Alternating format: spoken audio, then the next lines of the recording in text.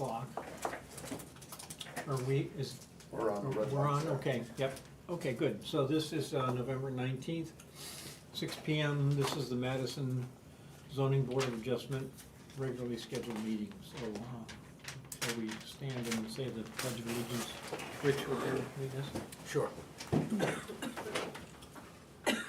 Pledge allegiance to the flag Of the United States of America, and to the republic for which it stands, one nation, under God, indivisible, with liberty and justice for all.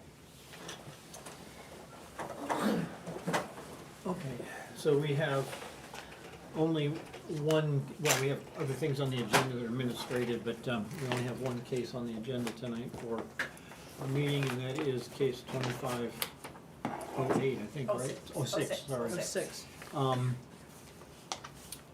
So, and representing, what's your name? Talking this? Yeah. Brendan Gill with Vertex Towers.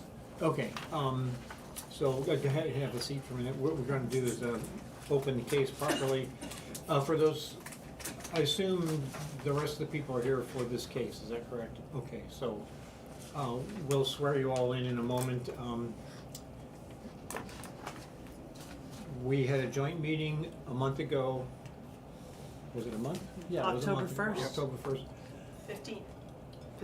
Yeah, October 15th, yeah. And the case was opened at that point as a joint meeting with the planning board, and so now we are still in the public hearing phase of this, but it's the first time the zoning board has addressed that independently, so. Okay, so Kate, you wanna address the question of public notices and stuff like that, since this is our first time? The only thing would be, well, you had the public notice was Right. read at the last joint meeting. Yes, I can read out the whole case. I did post everything in the post offices and so forth on October 29th. And I can read the case for you, case number 2506. Variance request continued from October 15th. From Francis D. Parisi, Esquire, authorized agent for Vertex Towers LLC to install, operate, and maintain a personal wireless service facility at 0 Tasker Hill Road, off Oak Ridge Road, Madison, New Hampshire, tax map 206, lot 71, from the Madison zoning ordinance for the following articles slash sections. 1, a variance from Article 6, Section 6.5A to permit construction of a 100-foot tall facility. 2, a variance from Article 6, Section F, H, F to permit overhead utilities. 3, a variance from Article 6, Section 6M2 to permit a monopole-style facility if necessary. Tower shall not exceed 10 feet over the average tree canopy height. And 4, a variance from Article 6, Section 5.7A to permit construction of the facility on a property with insufficient frontage. okay, so, let's, since this is our first time together again, just check on conflict of interest, Rich? No. No? No, No, okay, so there's no conflict of interest. And there's no waiver request here, as I recall. So we have plot plans available now, so. Okay, regional impact. I believe there is, and in fact, when I looked at the recording from the last meeting, Attorney Parisi even indicated that there was regional impact. Yep. Right. Development of regional impact. Rich, you agree? I'm polling the board on whether you think there's Regional impact. seems to be. Yeah. Okay, I agree. Okay, so there is regional impact, and that, for the members of the public, that has to do with who we need to report the results to. Okay, so anyone who's intending to speak tonight to this case, would you rise? And I'll swear you in. You raise your right hand. Do you swear that the testimony that you give pertaining to this case will be truthful under penalty of perjury? Do. Okay. All right, you can be seated for a second. So we heard, the overall, it might be, if you're willing to do that, give a very brief summary of in particular, one thing that was missing only because we now have the plot plans, the specific location of the tower, but you might just review that tower, the tower request for us in a couple minutes, just overview. And state your name though, so we, Yep. Brennan Gill, representing Vertex Towers, and the overall project, we're requesting relief for 4 items. But essentially the project consists of us building a 100-foot monopole style tower. That tower will host wireless broadband communication providers. As of right now, T-Mobile is the carrier, and we presented the plots in the application. The project itself is a fairly minimal impact to the property. It's a rather large wooded parcel. The area is up on top of a higher elevation of topography with existing telecommunication assets. And the ground, we'll have a ground compound with correlating equipment that'll facilitate the tower and the service. okay. Thank you. We'll have some questions, we'll go through the variance requests in detail. Those of you who from the public, do you wish to make a statement? Come forward, stand at the microphone, please, and state your name and where you live. That's important only because in the long run, if you have standing, makes a difference whether you can appeal a case. So. Okay. My name is Paul Calvo. I live at 100 Oak Ridge Road. So I oppose the project. This is in my backyard. It's just a couple hundred feet away. I think I'm up here to talk about the impact to the community, just like King Pine, just a couple months ago, a very residential neighborhood. Edelweiss is too, very close knit. I think within 600 feet, there's a couple dozen houses of this cell tower. Now, the reason I oppose this so strongly is because there's already 2 towers there. So I don't oppose telecommunications. I know we need it as a necessary evil. If I didn't have cell service, I wouldn't be here. I would be all in favor, but there's already 2 towers. I have fantastic service in Edelweiss. And based on what the developer told us at the previous public hearing, this is only gonna benefit, again, the people in my area. I have Verizon, I have fantastic service. I've had people with T-Mobile reach out to me and tell me they have fantastic service in the Edelweiss and surrounding community. So the fact that it's a residential neighborhood, we have 2 towers, and the antenna, I believe it's a 5G low-band antenna, there's no reason that couldn't at some point be put on the existing 2 towers. So this is a 3rd tower that is there for, I'm speculating, but market share and the attraction of other antennas at a future state. But, is there not a better benefit for replacing antennas that are already there, older antennas with this one, using the 2 towers that are there, especially if it doesn't bring any benefit to the community or to those around us? I would argue there's more need for a cell phone tower in this parking lot or at King Pine than there is on top of Edelweiss. So I oppose it from from the variance that I personally think needs to be denied is the tower height above the tree line. To clear the property up there, it's a ridge. A lot of people can see it. Edelweiss is, I don't know how familiar you guys are with it if you go there on a regular basis, but the community beaches, there's a lot of homes there. Everyone looks out their window and you can see the summit, you can see the towers that are already there. To throw in a 3rd in such an area that arguably doesn't need it, I don't think is right. It affects the aesthetics, it affects the property values. The other issue, the frontage, one of my big concerns is, again, I live there. I'm on Oak Ridge Road, it's my neighborhood, I walk my dog there with my family and we meet our neighbors. This property's not associated with Edelweiss. So the frontage for this land is Zero Tasker Hill, right? That's where they have the right frontage. So again, if the developer wanted to develop this land, in my opinion, they should be developing it from Zero Tasker Hill. They're proposing to build a road off of Oak Ridge Road that doesn't exist, that, again, these roads are owned by Edelweiss, they're maintained by Edelweiss. I pay a premium in taxes to live there and maintain these roads. And they're requesting variance for the frontage, which ultimately will only be the width of the road. The houses with the frontage are the the properties that abut this piece of land. So again, my argument is, they have frontage on Zero Tasker Hill. If they wanna develop this tower, they should develop it from there, and the frontage shouldn't be approved for Oak Ridge, because they're not associated with Edelweiss, which is why Oak Ridge is there to serve. So frontage and treetop variance, I don't know if I have to bring up all the issues and justifications that you guys just went through for King Pine. My case is identical, benefits the community, the property values. I know it, for the King Pine proposal, a lot of people submitted case studies that suggest that property values are impacted. I didn't bring any because you just went through it. I don't know if I have to. I'm a primary source of information. I bought a house with a cell tower behind it. I can tell you I would never buy a house with a cell phone tower behind it if I lived there full time.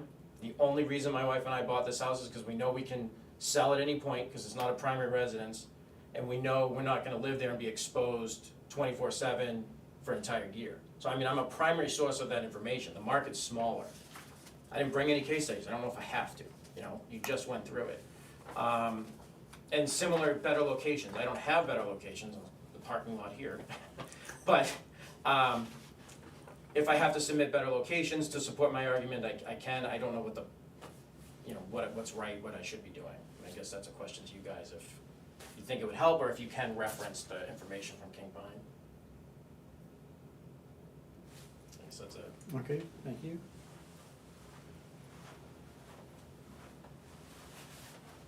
Likewise, come state your name and where you live. Hi, my name is Mark Graff. I'm one of the 3 commissioners in Edelweiss. I chair the board. I'm here primarily, I live on Appinville Way in Edelweiss.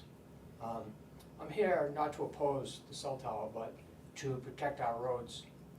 I went to the planning board hearing and I watched the joint hearing that you had at the gym 2 months ago, like you were talking about a month ago. The access to bring this monopole up, I heard from the previous attorney's representation, was that this is going to be an tractor trailer truck. And I didn't quite hear how many pieces it was coming in. And I asked what the weight of this was going to be, because we're concerned about the roads. We just spent $300,000 on a stretch of the road that they're going to be coming across. So we don't want to see that damaged. The conclusion was that we would have bonds from the company that's building it to protect the roads. And I talked to the attorney at that time. We could take extensive pictures so we all agree what the state of the road is. We wouldn't be claiming a road that was already cracked, that they did it when it was already cracked. So I don't know what the leverage is for the bond amount and how Edelweiss gets to hold the bond while this is happening. There was hand waving, yes, we'll do bonds, but I want to know how that happens. Is that something that this judicial board puts into their finding if they approve the waivers? Or is it the planning board that puts it into their authorization of the building permit? It's not clear to me, and I hope to find I out. don't think it's the planning It's the board. planning board. Yeah, it would be a planning board issue. There's an outside chance, if that's a concern, we're allowed to attach conditions. But if those conditions are already attached to the planning board, then that's almost an unnecessary duplication of things. Will you be deciding tonight?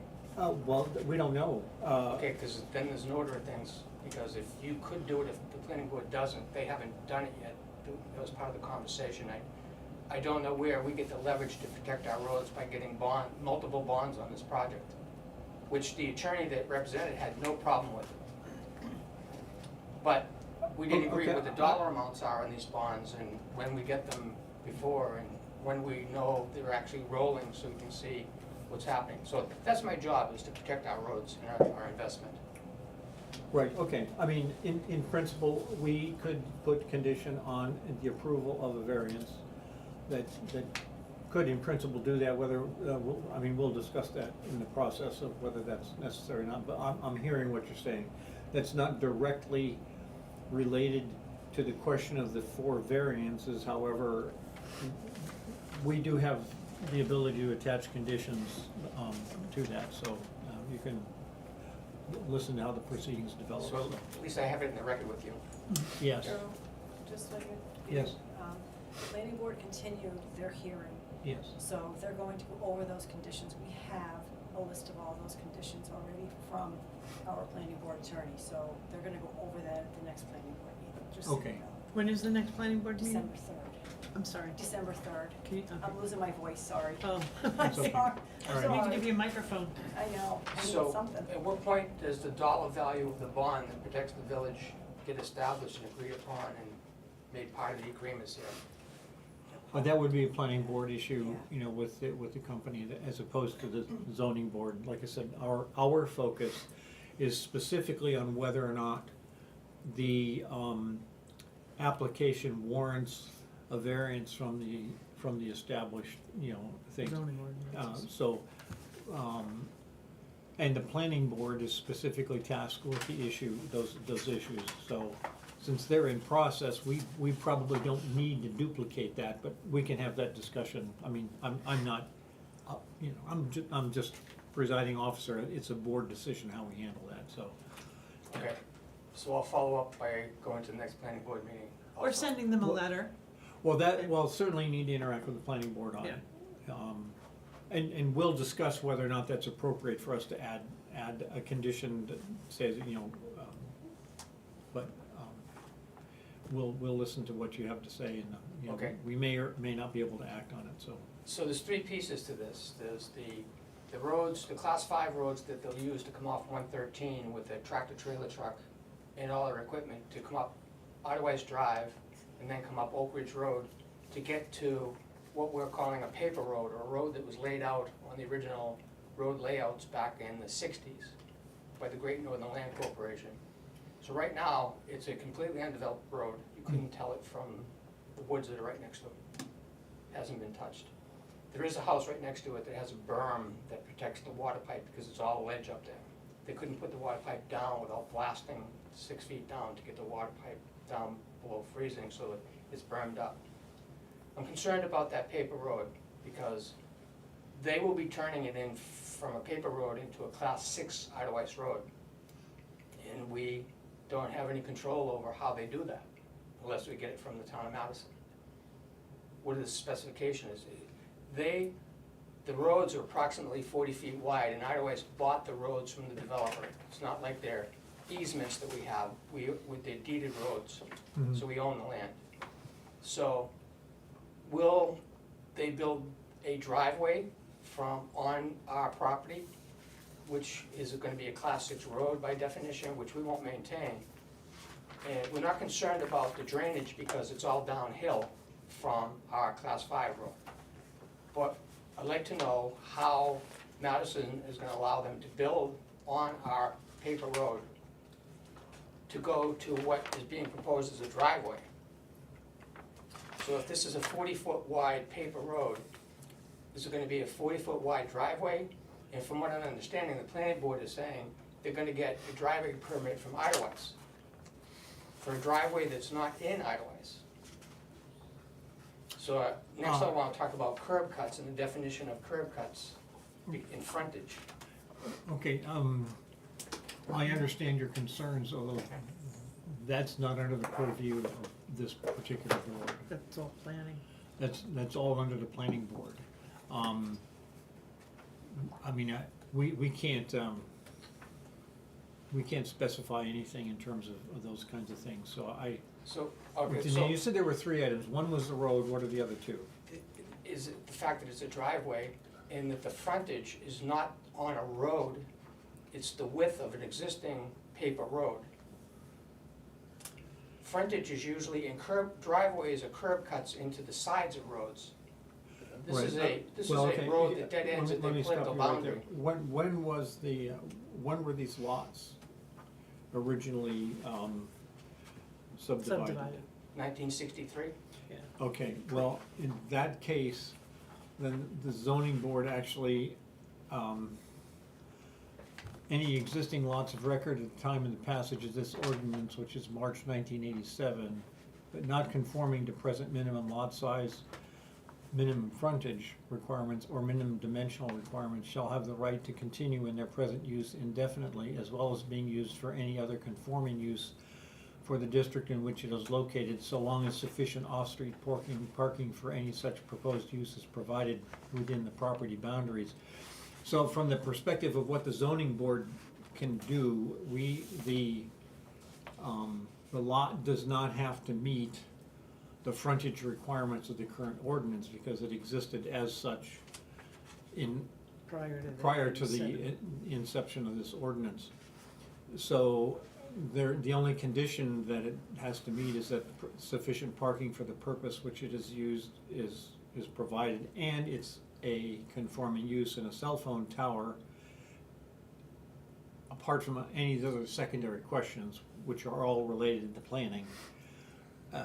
On the assumption that those conditions are all met, then a cell phone tower is a conforming use. So we're not able to address the question of the frontage as though the frontage itself is not an issue that would prevent us from allowing a cell phone tower to be put there. Because they do have the right to use it for conforming use. Now, from the planning board perspective of whether those are all pragmatic, practical, and possible issues is another issue. I'm just simply saying that from our perspective, the frontage issue is probably not going to be something that we can, I mean, this is a board decision, we have to discuss that tonight, but I'm just simply saying that on the basis of the face value of our ordinance, it would not appear that a variance is only formally required, but I don't know that the board is in a position to deny a variance because it's permitted by our ordinance, if you know what I mean, directly, on the frontage issue. Yes, I understand what you're saying. Yeah. So the actual questions I have about the driveway permit and the curb cut into Right. the dead end of a road at the political boundary, that's a planning board issue. That's a planning board issue and related to public works, et cetera, Right. right, so that's You- not an issue that, You could go speak with the code enforcement officer who, when they file permits, he's the one who reviews them and either approves them or says no. So you talk to him specifically about driveways and curb cuts and those things. But I'm looking at the site plan that they submitted, and it's showing a 12-foot wide gravel access path with are there two 15-foot easements on either side of that, or is it just one? Just one. Okay, because it looks like it's two 15-foot easements to me, but, so it's a 15-foot easement and a 12-foot gravel driveway. So 27 feet worth of real estate, kind of. Can I adjust the board? Yeah. Oh, Can he answer that? yes, go ahead. Okay, it's a 15-foot, that 12-foot gravel driveway is within that. Within the 15-foot. Within. Okay, so it's 12 feet and then there's a foot and a half on either side of it Yeah, to for make it a utility. total 15 feet. So you're not talking about the class 6 road is the driveway, that's a road. You're talking about the driveway that goes from the property line to the tower as being 12 feet wide? All the Why way, does that plan show the 12 feet is all the way out to Oak Ridge Road? all the way up. All the way up. So it, Yep. Here, I'll let you, come Well, on, if you want I to get take a the look. picture, I Yeah, didn't just ask the a- question. Okay. And I don't know, I'm sorry. Go ahead. No, because I think we can address some of the questions. Do you want me, am I supposed to address the board directly, or? Yeah, Yeah, you should address the technically. board. Would the board like to ask me a question about the wire? Well, I'll tell you what, we're gonna I'm go gonna- I got a through, whole lot of we're gonna questions go to ask you. through variance by variance. You're welcome then in the process to raise your hand and ask another question or clarification on that issue. But we're gonna look at it from the perspective of a variance, right? So there are process issues in planning a road that go beyond the purview of this board. But we'll look at that. Now, what was the third issue? One was road, one was the, The driveway. It was the access class 5 to get there, it was the class 6 road that's gonna be developed, and then it's the driveway permit that they're asking Idlewise to issue. They're calling it an Idlewise driveway on the outside of Idlewise going to the tower from the political boundary of Idlewise. okay, and those are all planning board issues from board our- issues, from your right? perspective. Yeah, that's okay. All right, do you, No, I don't need to stay. oh, okay, Oh, that's all right. fine. Thank you very Yeah, I much. mean, You're welcome. we have heard your, yeah, okay. Alrighty, so what I propose we do at this point is, you're here, if you hear something, you may raise your hand and address a question. I ask you to address the board, and if the question's actually to the Vertex, then we'll, mediate that. In any event, what I'd like to do is go through each one of the variance requests. Can I ask, because I was not here last time? Yes, you may ask a few And questions. in going through there, Clarify. I do have questions that didn't get answered last time. Go ahead, Or even asked. that's fine. Okay, you ready? I know. These are in no particular order, these are just as I wrote them down. You're proposing above ground utilities. It looks like it's 6,500 feet. If I'm looking at your site plan, that's what it says, something about poles and 6,500 feet. How many above ground poles does that? I was gonna say, so let's clarify that. Are we talking about can these utilities, okay, excuse me, are we talking about the entire run of utilities, or are there existing utilities that can be, are there poles up there that can be used? There is a pole, There, for my, Go ahead. okay, there's existing poles up there already. And then the last pole that you're seeing on there, that has that little E that's showing existing, that's where we're taking, that transmission from that existing primary run and then continuing it to our compound. So it's not. Okay, so from the 6,500. existing, Right. from the existing pole to your compound, what is the distance? That would be the width of our, or the length of our Right here. driveway. From here I see. to here. And so Well, then we- the effect of your request is that we allow you to do that overhead instead of underground, that piece. Correct. so I would be interested in knowing specifically what that distance is, and then how many other poles might you have to install in order to make sure that they're, the catenary doesn't get so bad and. Well, it's 200 feet per pole in round figures. Right, but I have no idea what Yeah, the right. distance is, cause it does say 6,503 feet plus or minus. Well, that's gotta be all the way to the. I have no idea, the Yeah, no, I understand. There will be What map is that? Z3. three new poles. 3 new poles. So you're talking on the order of, From the existing pole on Oak Ridge, the symbol, there's like a circle with fish hooks on either side, and those are the utility posts, and they have a little P, so one, Yeah, yeah, I'm lost. Yeah. it would be on page, So there's, Yeah, which page are you on? Z3. Oh, Z2, Z2. okay. there's one here, there's one here, Oh, gee, just crying. Could you guys make this? this one doesn't show the third, Contour. C3 doesn't have the third one. So what am I looking at? Show me. This is the symbol he's talking about, it's the circle with the little fish hooks, so that's a pole, but this is zoomed in, so Right, this and isn't then, showing so the everything. third pole should be somewhere around here. I think it right by the says- compound. Yes, Well, over here. we worked Wow. backwards. Okay, so which poles were they? He's saying, so there's a overhead wire, OHW, Yep. overhead wire, there's Right. another pole there. And then I think this is, no, that might be, that's the utility pole, that's the existing utility Existing, yeah. pole, and they have to pull up this way. Right. And that, this one shows There's one, those There's the poles other. here, this one, the circle with the fish hook, Yep. see that? And then there's a circle with a fish hook up here, Oh, I see on Z3, yeah. right. What is that? It'd be a little easier if Okay, we had there's full the size first one happens to be poles. Right, Well, I had a magnifying glass earlier. okay, so what is, okay, so then when you were asking the question, what is the distance covered by these poles? Well, you can figure it out. Well, yeah, Yeah, I mean, we can, that's, so you said it's 200 feet between poles, no, I said that's a maximum uh, of 200 feet between poles, so 60, it looks like it's 60 feet per inch, no, 20 feet per, I would say 60 per inch based on Z2. I'd say between pole one and pole, I'm calling it pole one, pole two. The only reason I'm there's- asking this is to try and gauge what the visual effect of installing new overhead wires would be, as opposed to going with underground wires. And I recognize that you believe you would hit ledge and not be able to do that. But It's about Roll of the two dice hundred as and to- fifty feet plus or minus. these poles are lower than the canopy, so they'd be hidden by the foliage on either side.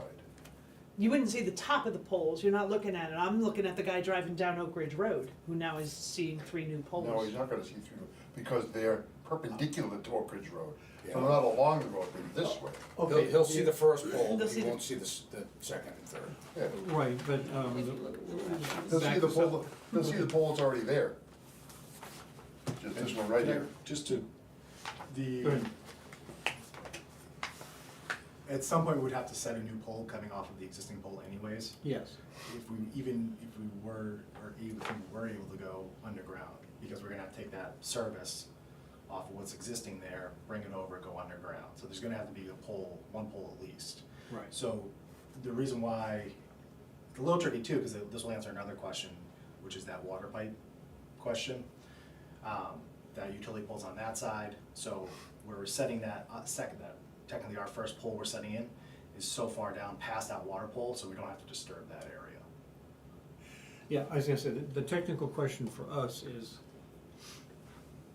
what hardship, our zoning ordinance specifies it should be underground, right? Okay, so we have to have, according to, you have to meet all 5 conditions, so to speak, in principle, for us to grant a variance. The most difficult one normally is showing the hardship. Sure. So, why is it extremely difficult, unusually hard or whatever, to put that? The existing underground? conditions on the ground that are on the ledge because of where the location is on the top of this topography mountain, it does not allow us to trench the entire width. Trenching through ledge 250 plus feet is quite the burden. And then the existing water pipe there that's servicing that house, we would have to set a pole in anyways not to disturb that. Does that make sense? Say that again, that last part. The water pipe that's in. That's the existing- bermed, Yeah, the bermed one. if we were to trench through that, that would cause quite an issue. So we'd have to set a pole on the other side of that and come in. Does that make? On the. Yeah, I understand what you're Yeah. saying, although isn't it possible in today's machinery to just burrow underneath it? Not with the amount of ledge that's up there.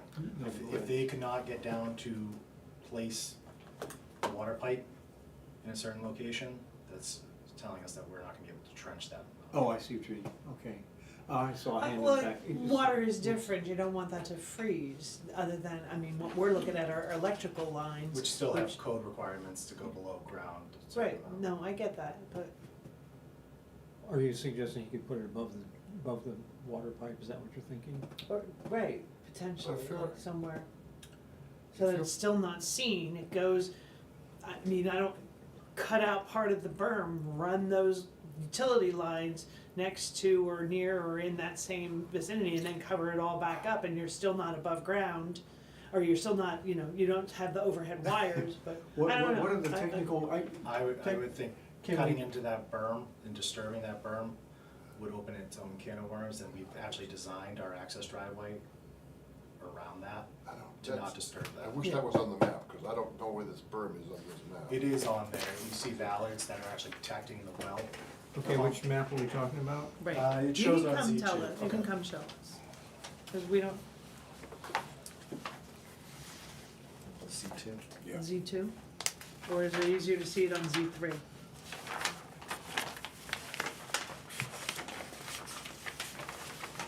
Z4 is no help, Z5, I don't even know what I'm looking Yeah, I wish these maps were bigger.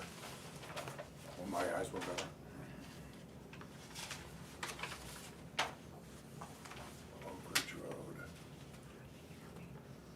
So you can see on C2, the vertical spring pipe, it's listed there, and then that carries over onto, at. Where is the vertical spring on pipe? Z2, Right, you Yeah. got a Z2, you can see. on the top right Yeah, there. I see it.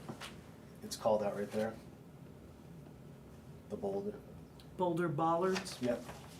So that, there's a boulder on top of that pump.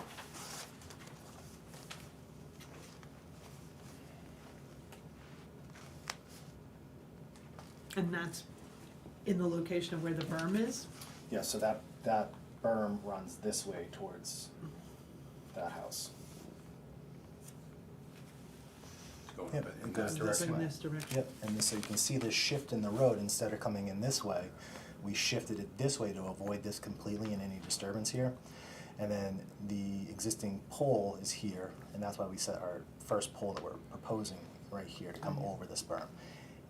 It would be, Then why Extremely. not do this, if this is, do the overhead wires here and then go underground from there? because we're trying, there's still the issue of, this is a, you know, we're not trying to disturb someone's water system there. Okay. There's still the issue of the ledge going all the way down, trenching in. But if Do you can- have, I'm sorry, do you have an engineering study that shows you how deep, where that ledge starts? Cause, you know, I built a house here and I didn't hit ledge until 65 feet. So, I'm not- and I live up in a hilly area, so. But if you could plant poles down 4 feet, I believe, poles go Yeah. down, that's certainly deep enough to put an electrical Conduit. conduit through. that you Well, can- except that I know from our property, you know, they get a jackhammer and you're only talking 10 inches or so. You know, you dig right through the ledge, 10-inch diameter, so you can plant a pole in the ledge with a couple hours' work as opposed to trenching, 250 feet. That's an entirely different question. Okay. It's not just that there's a Okay. pole possible. Pole is possible even in rock. I could understand if there was no poles up there completely, Yeah. and that we were asking to put in new poles just because, but there's an existing poles that go all the way up there for a reason, assuming because of the way they climb the topography there, that the ground structure underneath the Because shelves they is there. put them in 1960, that's why. They went in, seriously, they all went in like 1960s, and so Yeah. there was no underground utilities at that point. And there's above ground utilities already going to the cell tower compound that's there.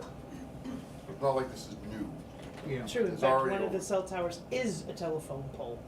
Yeah, That's right. what he it is said a- last time. The cell tower is a telephone pole. Okay. And there's Alright, so- overhead wires to it, so. Okay, did you Alright, have that's a a problem. comment? Yeah, What's I that? think, I think to the point of hardship, at the first public hearing, the developer said that they hadn't done a geological study, right? They're speculating, so, I mean, again, I live there, there's a scenic overlook right there too. Yep, there is. And, just so you guys know, I actually moved the location of that scenic overlook because it was in the wrong spot. And, 2 years ago, I moved it. It's had 72,000 views since I moved it in 2 years. Like, there's people there all day, every day. So, when they did the balloon test, if you look left, you're gonna see this tower and you're gonna see those power lines. The towers that are there right now, one of them, you can't see the power lines. They actually are 2 feet off the ground. The other is a telephone pole. There's no, it's, all you see up there is the telephone poles that bring service to the houses. It's not this commercialized area. I don't know how to describe it, but Well, the utility supply is gonna be, it's not gonna be at the top of the mast anyway, it's gonna be.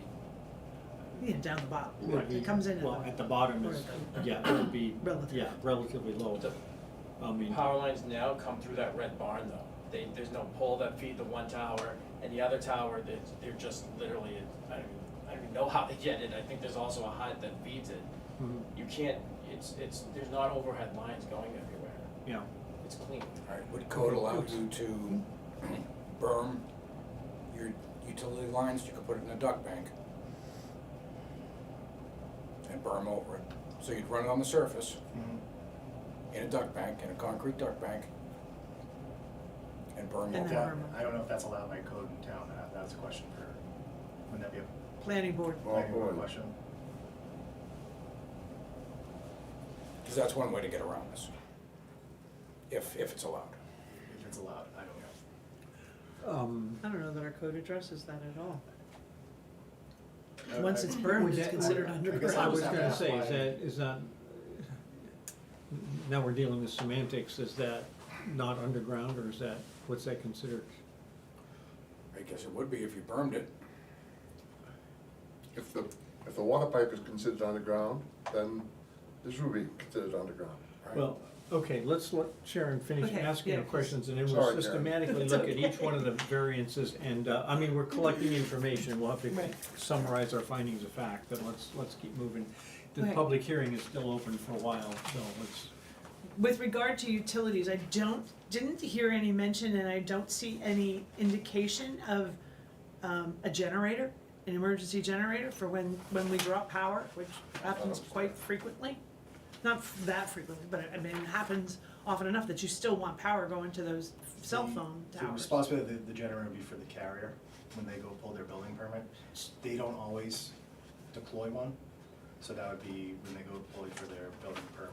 So then the statement by Attorney Parisi that there would be no noise is not necessarily correct, because if an emergency, or if a generator goes in there, there will be some, and a lot of generators, as we know from the last case, sometimes are not that loud, but if you have 4 carriers and 4 generators for emergency power to them, there will be a level of noise.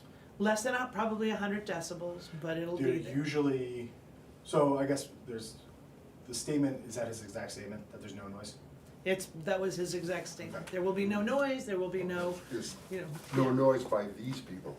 Right. Well, we have to consider what, No, I Right? understand, I yeah. understand, so the tower doesn't make any noise. no, right. We don't have any equipment there to the carrier, so the other services that are up there right now, the existing sites, I'm assuming they have generators as well.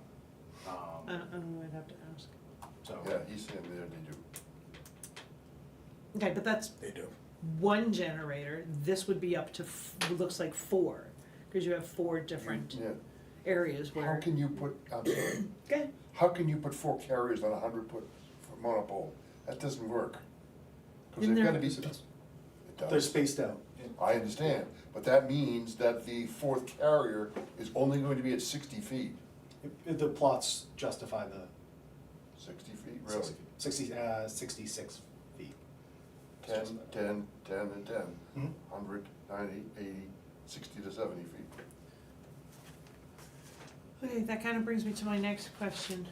With regard to the height of the tower, I get that it's 100 feet, but there's another antenna on the top that is like fire and emergency services No, or that's something? that's the other tower that's there already, I think, isn't it? Right, no, There's a lightning rod. a lightning rod. How is, that lightning rod is above the 100 feet? Right. Yes. Okay, and then you have the ability, once a cell tower is approved, to extend that cell tower by another 20 feet, right? And Under then you federal have laws, yes, then you have 64. the lightning rod on the top of that. Did you do a balloon test that would show what the ultimate height that could be there, what it would look like? Or did you only do it at the 100 feet? Just at the 100 feet, that's all we're proposing right now. Okay, right now, That's all we get. And he doesn't need If any if more. there was a situation down the road, then it's allowed by federal law under section 6409, yeah. then that's that's not what we're talking about here under this application. We're proposing 100-foot. Right, but you don't need a new application going on the 20 feet,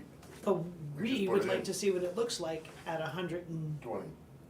yeah, well, I would like to see what it looks like, because you're, not Yeah. only are you finished with the top of the tower, you now have how Yeah. how tall is the lightning rod? A couple of feet, but it's invisible. You wouldn't Lightning be able rod's to very see small. it. You don't Yeah, see no, it. I get it, I see, I know that they're, they're probably Yeah. bigger than that, but, Not by much. not much, No. but, No. yeah, Like this. so, okay. It's no different than what's up there now with the tower, the lattice tower next door. They have a lightning rod as well. Right. But again, I go back to, you could potentially be at 120 feet with a lightning rod on top of it. I would have liked to have seen some proactivity in doing the balloon test that showed what that potential visual would look like. Worst case. Just to allay any fears of what it could be, so, I'm not, but we didn't, so. Z3, excuse me, shows no landscaping around the fence, just straw wattles, 8-inch straw wattles.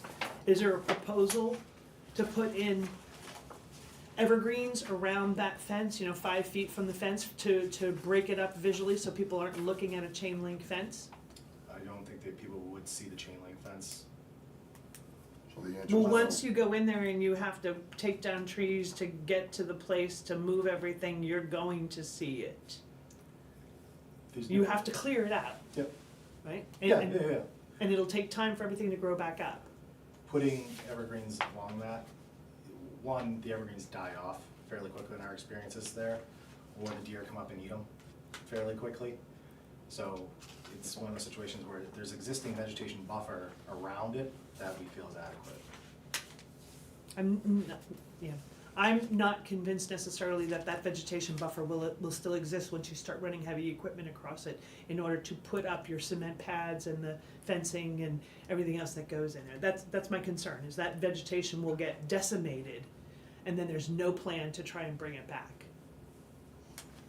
Is it just open chain link, or are you Typically, yeah. gonna web it? Typically, it's open chain link. Again, I believe that would be a planning board issue up there, if I'm not mistaken though, as far as, But we Site need plan. to focus on the, Yep. right. Other questions? And then when we get to it. Tower height, I actually did that one already. Generator, no noise. You mentioned the generator. Oh, you mentioned that there was a report from an appraiser. Is that included in this application? Was it? I believe Fran submitted that. Report of site acquisition specialist? I don't see anything that says appraiser's report. Visibility demonstration, project narrative, report of site acquisition specialist, report, site emissions, drainage. No, I don't see an appraiser's report. Are you I'd talking like about to a see- specific run on this site? Because there's case law, the state of New Hampshire that has gone over I understand this, that, but so. what case law are you using to cite for that?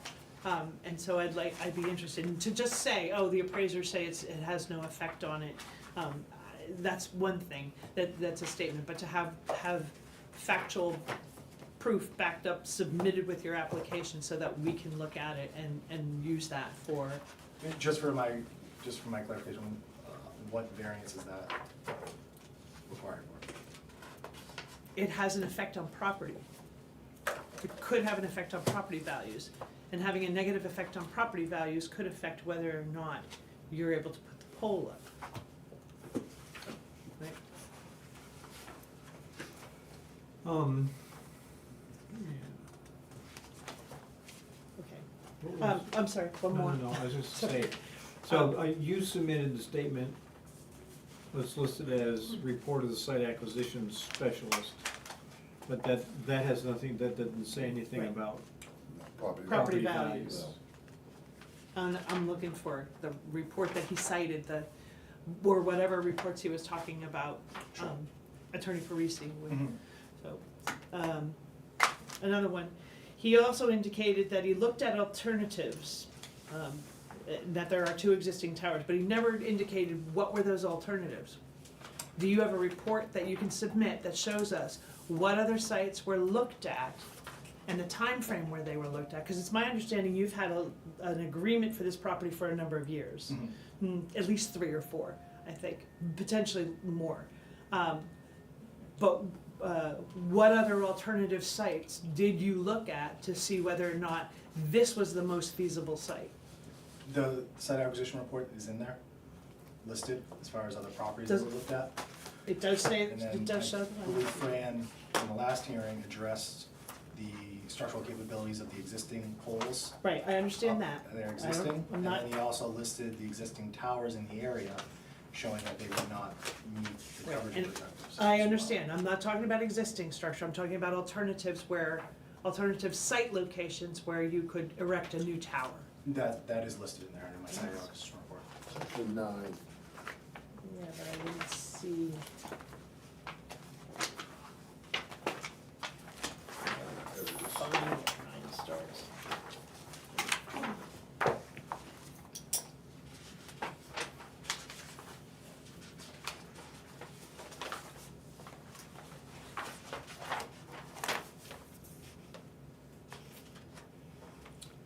So his Oh, and you're the paragraph director of 5, site acquisition. Yeah. Okay, right, so then why, can you tell me, Right, instead of me having to go look Right for here. this, can you tell me what other sites you? right here. It's I listed in understand the that. application, I mean, it's public record, so. Okay.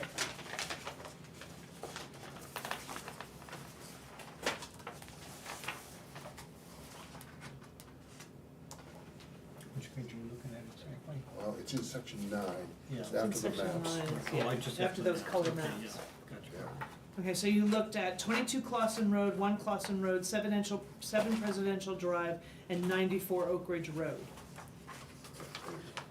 And when it says distance from proposed location, number of acres. 26 acres is considered a small lot. 13 acres is considered a small lot. I get that the 1.82 and the 1.44, 1.62 and 1.01, but Some of those, the building area as well in those lots, because of the slope. Some of them have where the houses are built, where the available building slots, and a lot of them have a steep drop in terrain Right, that we would not be able to build on. right.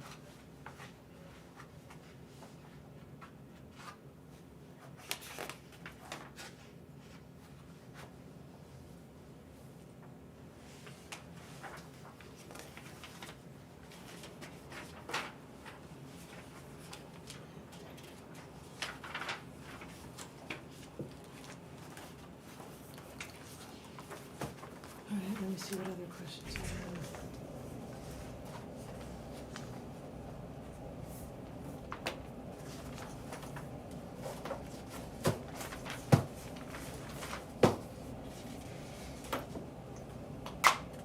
I wish we had on one of these maps what that paper Paper road? road that he's talking about is. It's not on any of these maps.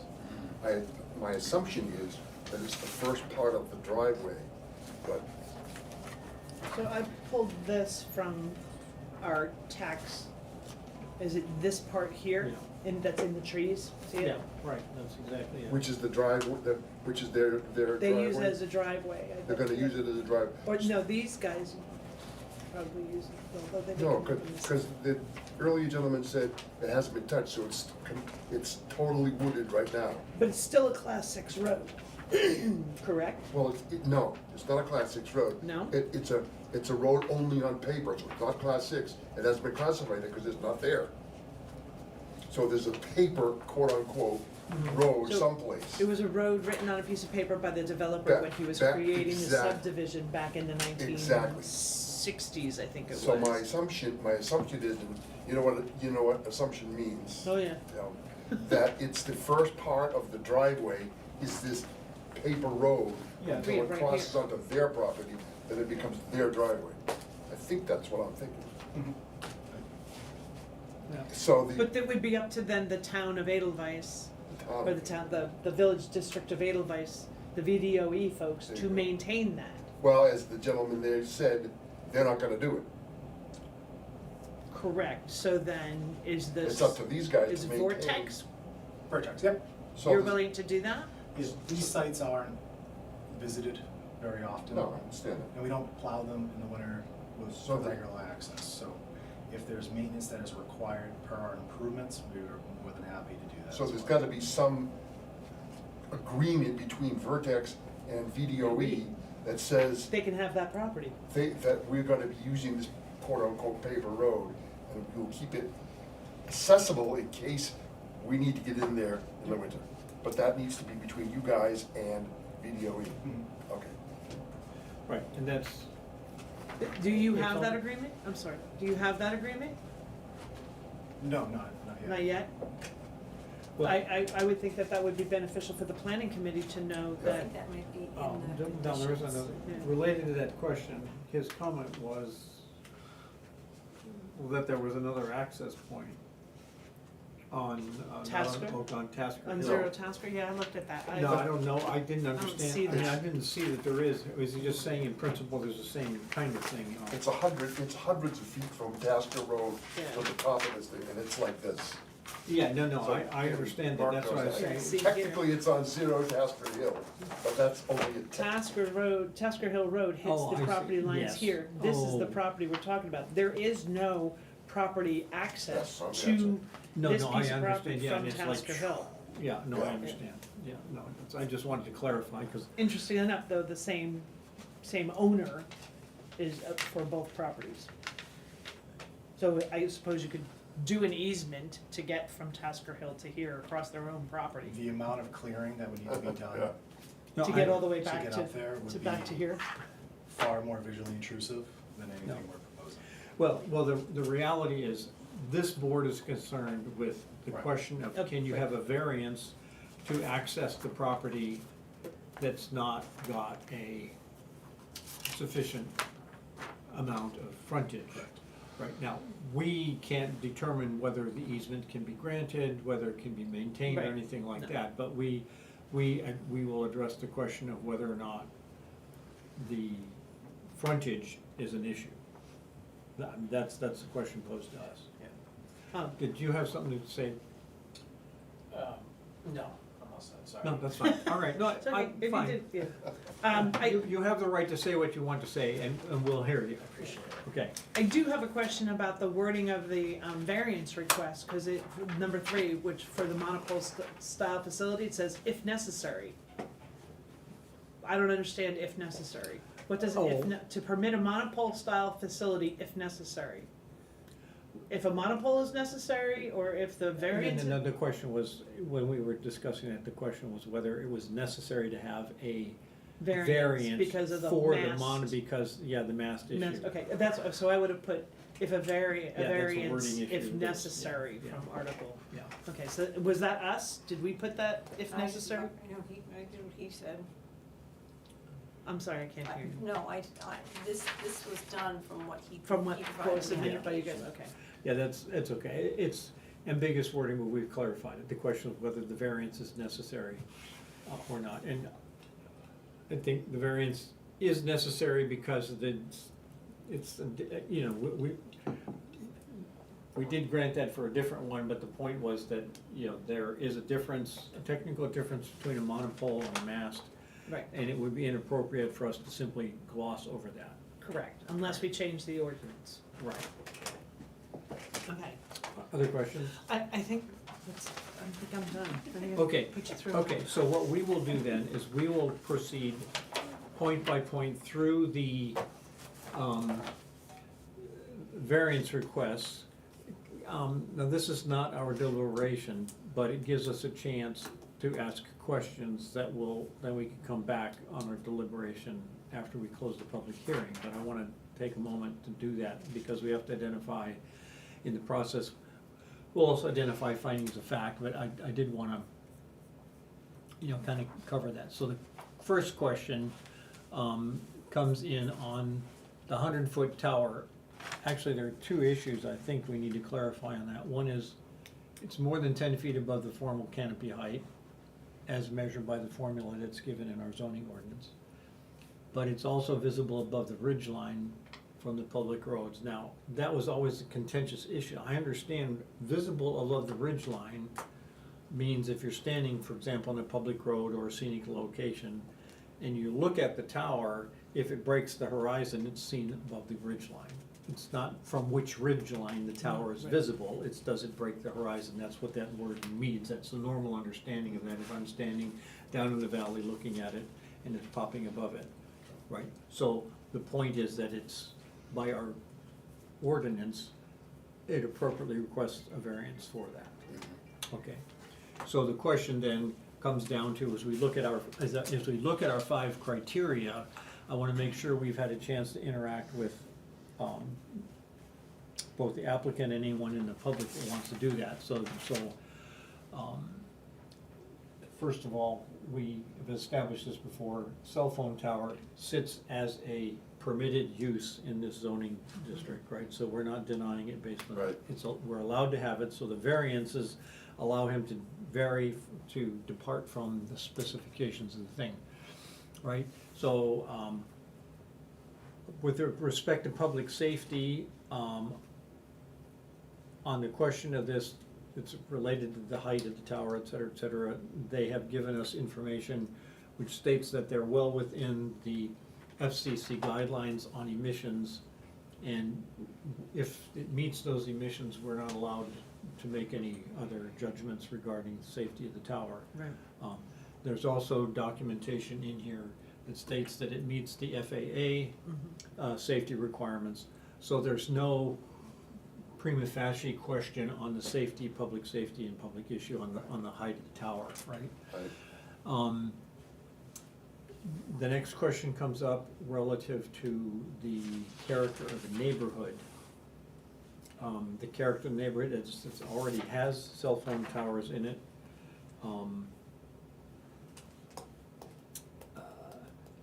One would argue a newer tower, a higher tower, disturbs the nature of the neighborhood, but do we want to ask any other questions regarding this? I mean, we'll make our judgment. I'm not asking you to make a determination right now. I Right. just want to ask if you have questions regarding it. Yeah, I have a quick question.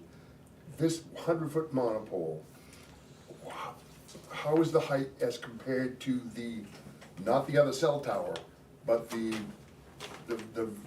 what, that other tower that's there, I forget what you call it. I know it's northeast Green Mountain, something or The other. lattice tower that's. Yeah, up the there. lattice tower, thank you. I believe that one is, the steel is 99 feet and it sits on a 1-foot pier. Yeah, okay, that's- Foundation, So so it's about 100 feet. So it's the same thing. it's essentially a 100-foot Okay. tower. Okay, good, that's all. You have a question, comment? Yeah, comment, the only thing is, that tower, that, Lattice The room? lattice- lattice tower, it doesn't have a lot of equipment on it. No, And in fact, when you see it from a distance, again, there's not a lot of equipment. And these newer cell towers, it's the antennas and it makes it so much wider and noticeable. And the tower, the other cell tower that's there, is definitely smaller, right? And it's a telephone pole, and in fact, it almost looks like it's in the tree line. So, it's, in fact, it's, to the greenery, like the trees are almost touching it. I mean, it is in the, it's tucked away. So I guess again, my big thing is obviously aesthetics. I live there. This is gonna stick out. The balloon's stuck out. I had neighbors texting me all day when they did it. I wish they were here, but everyone's commenting on how much this is going to add to that ridge. well, from my point of view, they've only got one potential tenant right now. Right, So there's not gonna be 4 sets of cells, there's only gonna be 1 set of cells. right now. So it's not gonna be quite as intrusive as the tower with 4 tenants on it. But of course, once it's there, it can't have 4. And I'll have to say what I said before to the other cell tower we had a couple months ago. Yeah, they put this tower up, you're gonna see it, right? 2 weeks from now, you're gonna drive by and not see it. I know, because I've lived next to them, and once you know it's there, I'm sorry, you won't, like I said, 2 weeks, a month, whatever, it's gonna disappear from your view, so. Okay, so I'd like to ask a question. It relates primarily to this thing, but we do have parameters, from the TCF 1996, right? So one of the things is, once a site is selected, if it's uniquely suitable to provide a service which is not otherwise available, then we may not apply the zoning ordinance, local zoning ordinance to prohibit that service. So I'd like to hear from you, Brendan, why this particular site is uniquely suitable to provide a service that otherwise is not. Now, you've given us a list of 4 or 5 other locations that were considered. Unsuitable. That were considered less suitable or unsuitable. So it's important to us because we may, for example, disagree with the idea that we don't like the fact that a 100-foot tower is visible.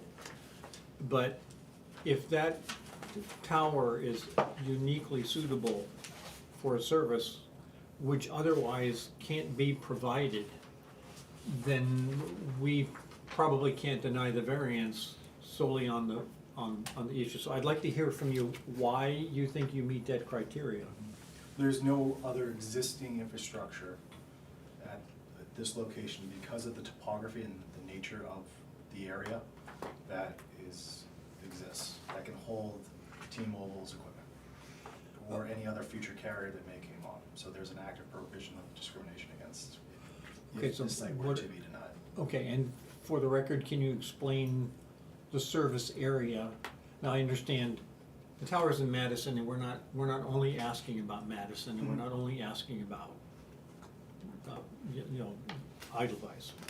We're asking the question, what service and what area does this provide service for that otherwise is not available?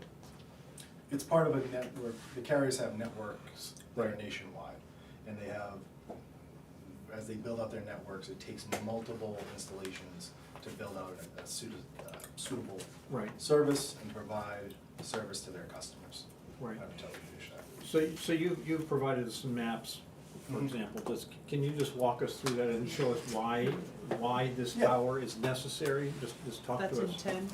Yep. Well, so for example, show us where that is in your, The nature of this location is unique because of the topography, how it blocks out other locations. So if you put a tower on the south side of it, it's gonna block out to the north. And if you put it on the west side, it's gonna block out the east. And Right, we can go all around the compass, essentially, to show that this basically is a high elevation site that is centered in an area that's considered a dead zone, in particular for T-Mobile, and that anywhere else that we would try to locate a site is gonna, you know, like I said, if we put it on the north side, it's not gonna provide service to the south side. So the topography limits vastly the amount of locations. okay, so now, when we look at a map like this, I mean, just humor us and tell us what this means, because I mean, there are several towers here, and you've got these coverages at various and sundry levels, but can you, what does this map mean? Just to pick one of the four, which is a specific height, right? Yep, so this shows the propagation at 700 megahertz LTE of what the existing site provides to the area of Madison, into Conway, and Eaton, and the other areas in the region. So this particular one is existing coverage. No, this is. This is your proposed Yep. coverage, right? The red. The red. The red and then, Yeah, for this megahertz. the red and yellow, so essentially this is at a certain threshold. Okay, And that's all detailed in the RF report by the RF engineer as well. yeah, okay. And your point is, if this tower is not here, then, for example, what disappears out of this thing here? So then we're So if all of we, it? well, if we're over here, okay, Mhm. then down here doesn't get covered. And then vice versa, if we're down here, then this area doesn't get covered. Now, there's existing sites, so if we're too close to an existing site, Mhm. then there's ping interference in the network, which would then, it basically disintegrates the The service. signal. And they end up fighting each other, so. Okay, so, and this is the spot we're Mhm. talking about, right? Yep. Proposed vertex site here. That's the coverage, it spreads out from that. And if it spreads out in all directions, I take it because you're at the top of the peak. Correct. Right, otherwise, like you say, if you slide down the peak, Yep. you lose You the lose opposite side. behind the peak. Correct. And if we go, this way, there's Yep. view, there's a lot of different stuff, and Right. the topography and the slope and the buildable areas diminish. Right, and so what I'm trying to do is establish whether the site is so uniquely suitable for this location that by denying it, it creates a hardship under the conditions of a hardship for a cell phone tower, because it means that you have to put in additional cell phone towers. Mhm. So this reduces the number of cell phone towers in general. Correct. I mean, so I'm just trying to. Absolutely, and Yeah. also, I think if we go to the topography map, Right. it really illustrates it better. Like, Oh, okay, show us that, this one here? it's right here. This one, right here. Mhm. So I wish I would have remembered the pages so I could figure out. you can see, as as the lines get closer and darker together, that really illustrates a sharp. Right, yeah, So- we understand topography now. So Right. this is essentially located Mhm. as it could get. You know, this topography is so unique that it's right for being able to provide the service. Okay, Because So- it just, sorry, do you, here, just look at this.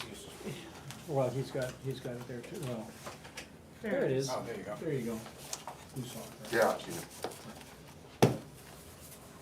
So educate me for a moment, since I'm not really cell literate. You don't really get 360-degree coverage when you put the cells out there. They're aimed at a specific target, is that correct? every network has a different coverage map. Yep.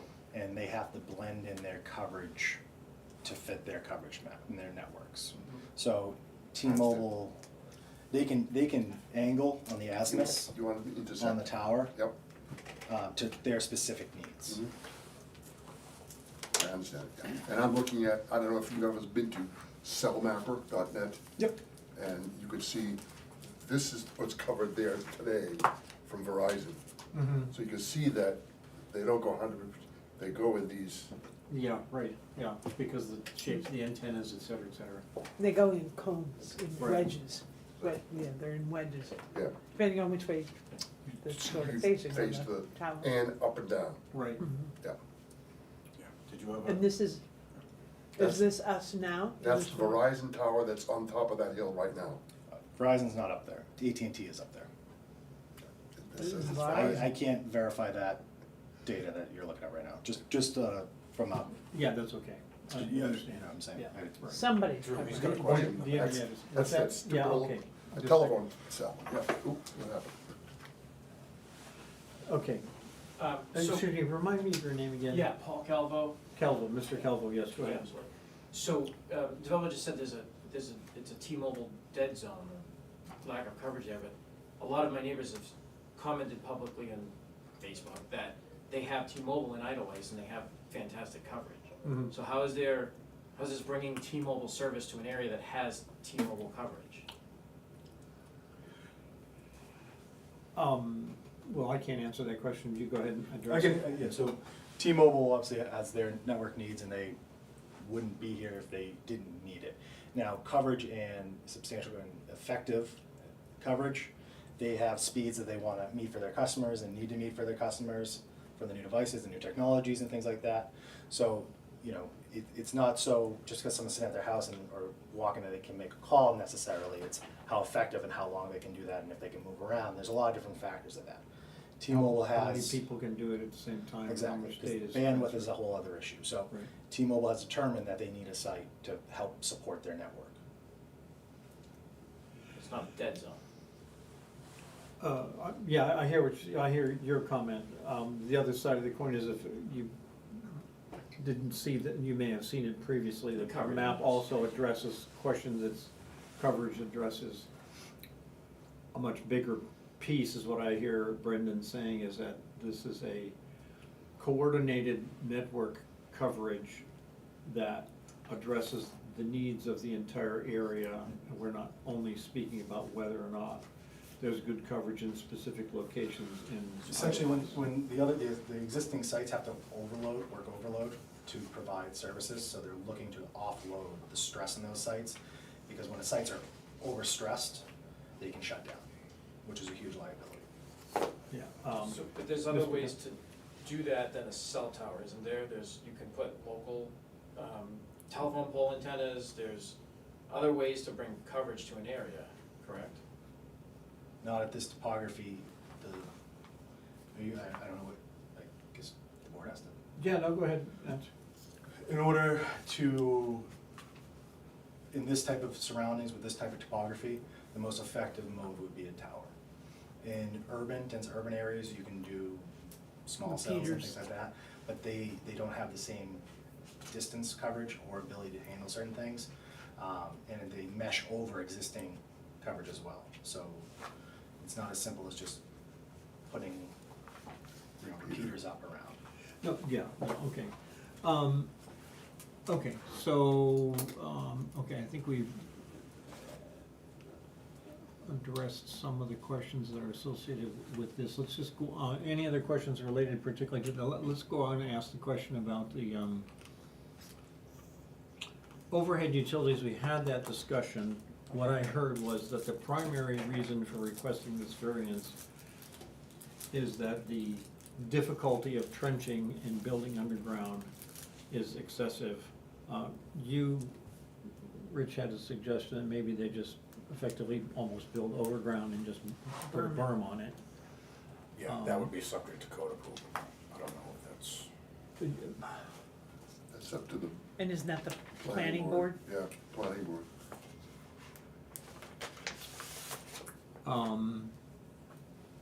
Right, now I'm just asking a question,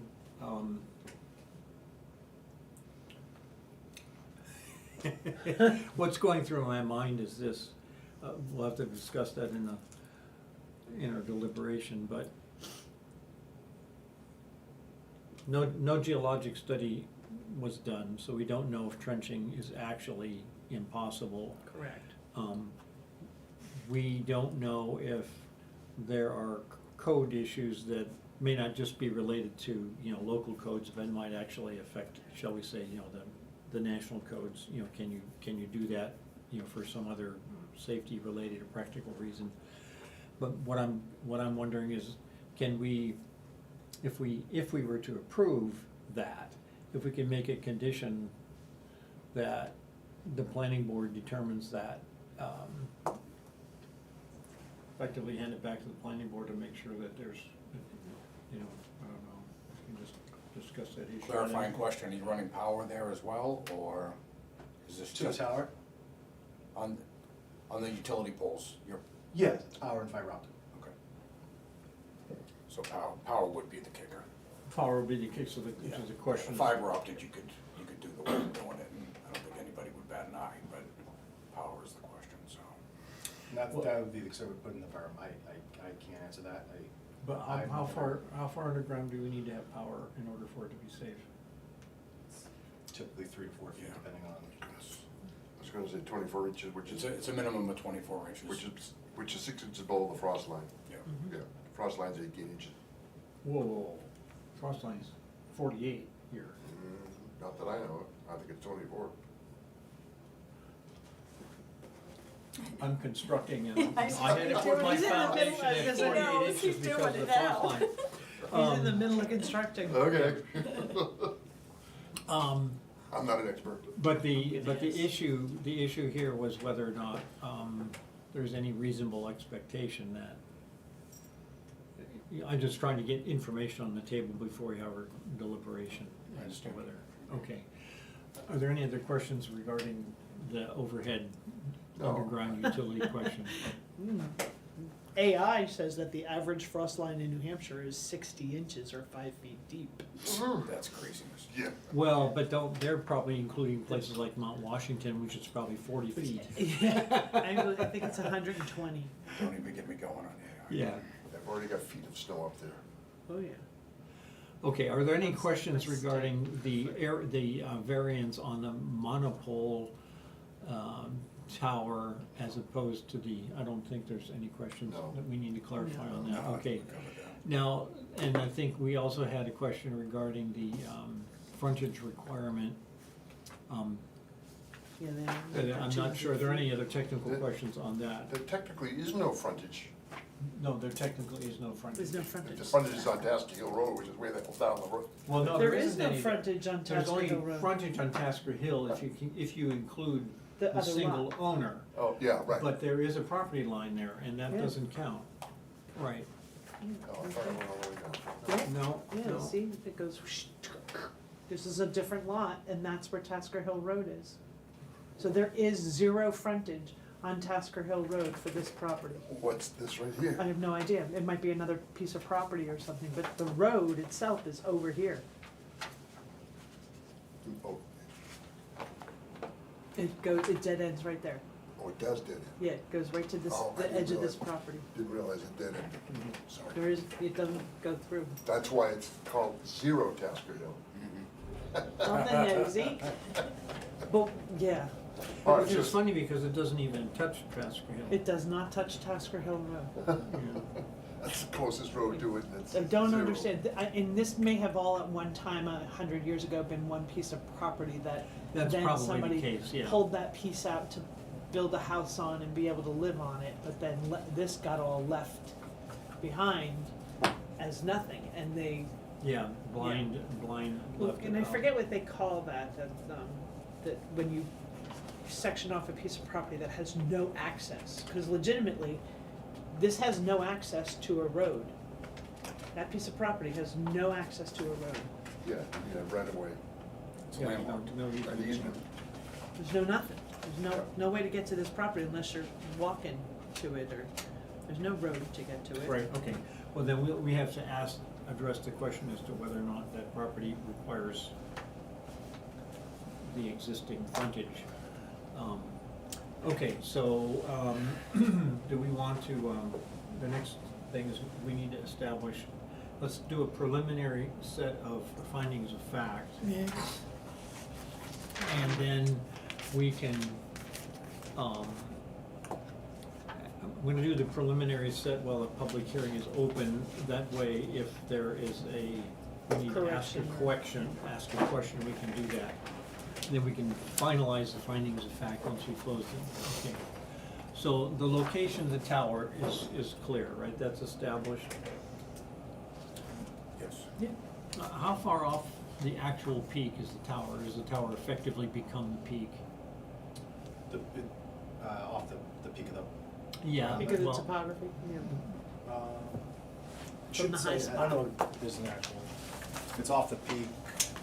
yeah, it's off the peak, but it effectively then, it's visible from the entire 360 degrees, right? So the tower effectively is the highest point in that area, is that right? Well, I think the tower behind it's actually technically higher, but, because it's Well, higher okay, elevation. that may, I'm not asking Yeah, what the no, I highest got- point is, but Understood. it's high enough so that there's no topography that blocks it. Correct, Okay. yes.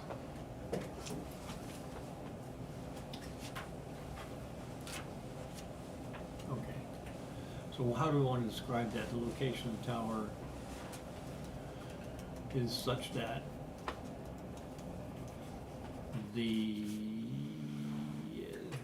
such that there is 360-degree Visibility. yeah, visibility,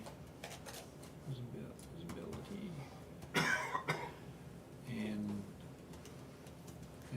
service access.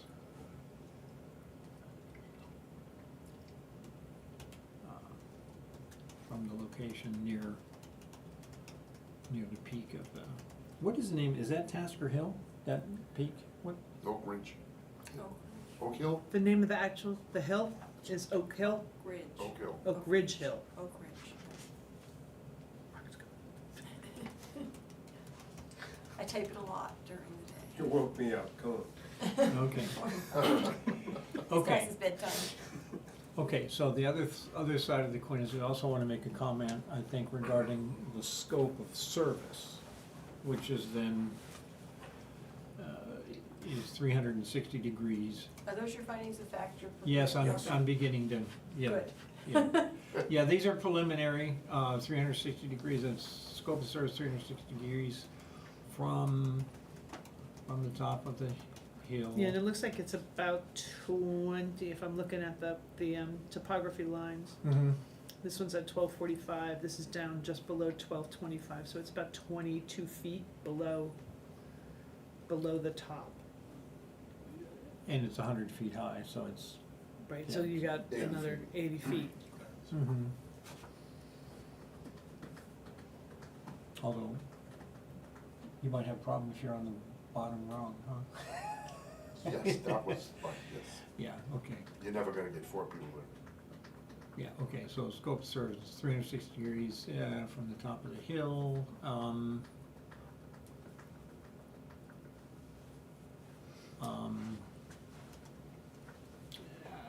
and I'll just simply say, and we have,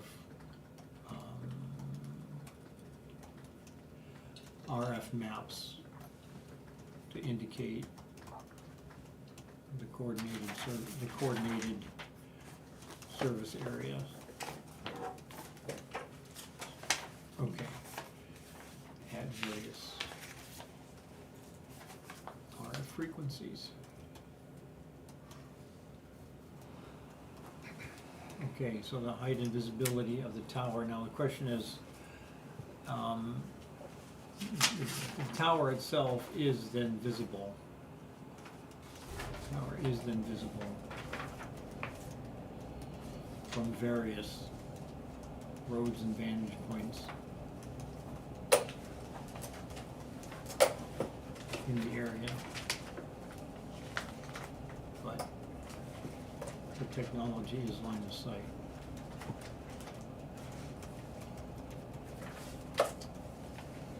Okay, so the utilities in the neighborhood,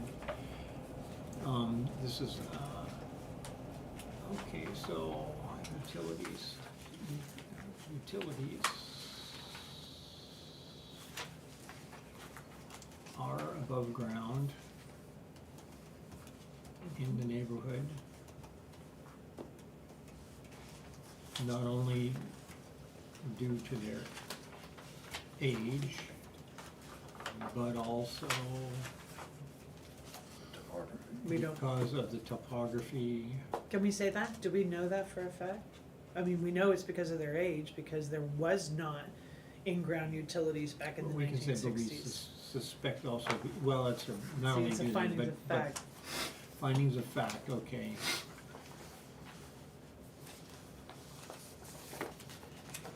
Well, as far as we can do, the utilities are above ground in the neighborhood. Yeah, That's period. period, end of discussion, right.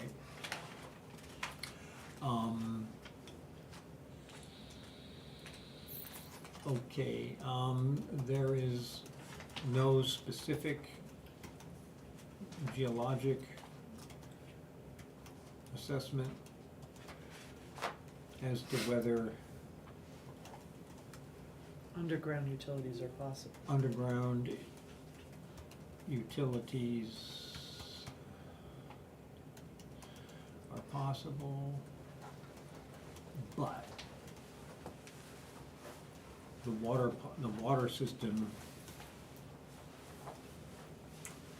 was not able to be installed underground due to ledge in the area. Okay, that's a finding of fact, right? Okay, the tower meets okay, go ahead. This is, Going back to that, instead of saying was not able, I think we should just say it was not installed due to ledge, because maybe it could have been able, but okay, was not installed underground due to ledge due in the to area. ledge, yep. Okay, okay, the tower meets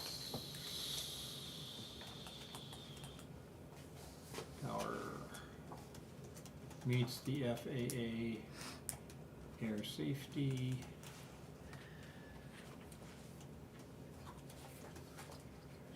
standards. What do you think about that, all right? FAA requirements. Meets, yeah, FAA Requirements. safety requirements. Okay, the tower meets the FCC. Okay, what were the percentages, the emission percentages that you recall? They're listed in the application, it's detailed, but I took the Yeah. FCC Is this it? mission compliant. Site Yeah. emissions. Yeah, this is it. The percentage of maximum permitted exposure at what's 6 feet AGL stand for? Above ground. Above ground level. Okay, yeah. So maximum of 7%. Yeah, okay, so the tower has a maximum of 7% of the MPE at 6 video.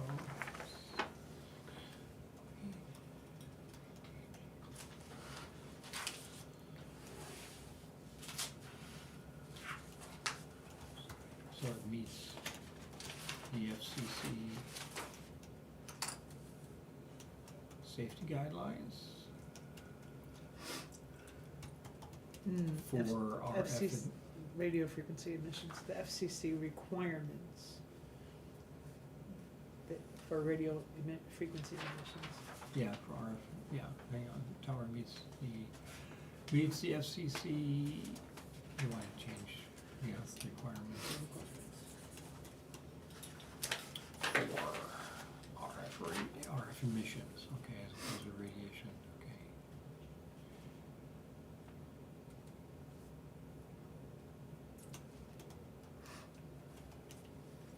Okay, the existence of other similar structures and their ability to meet proposed needs, so the question was, okay, how many other, there, whoops, yeah, was an analysis of alternative, of how many alternative locations were in that application? Five or Five. six. There's an analysis of 5 Alternative sites. alternative sites, which concluded that the proposed site was uniquely suitable because of There's actually 6. six alternative sites.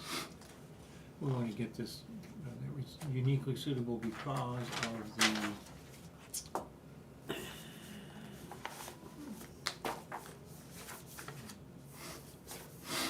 let's see. Here you can help us. What I heard you say was there's 2 issues. One is you've got a better 360-degree RF pattern, and the other issue was related to the buildability or the of the sites. Does that summarize effectively what you did the site analysis? So what reasons would you give for the uniques, if there's something else? The location is unique because it's, the topography limits the amount of locations that are viable Mm-hmm. because of this location, but it also supports, our location supports the ability to provide service in 365, or 360 degree service. So, because of the topography, it limits the amount of locations that are viable, and it also maximizes the service out where we're located.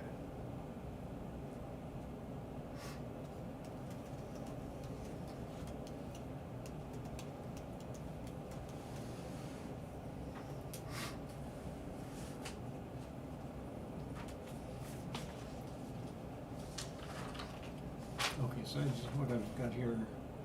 Let me finish this sentence here. There's an analysis of 6 alternative sites which concluded that the proposed site was uniquely suitable because the topography limits the number of potential sites. This one maximizes the service area.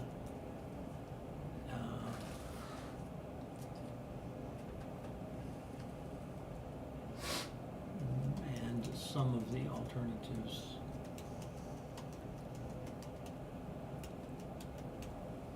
were nearly impossible, would be nearly impossible to build on.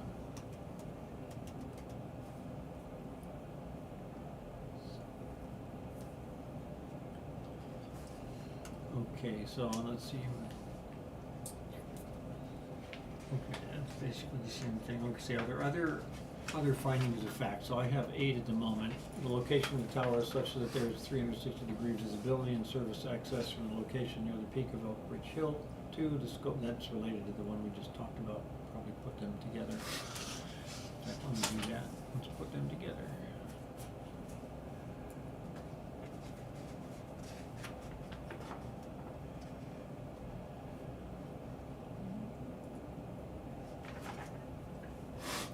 Okay, so, two, there was an analysis of 6 alternative sites which concluded that the proposed site was uniquely suitable because the topography limits the number of potential sites. This one maximizes the service area and some of the alternatives are nearly impossible to build on.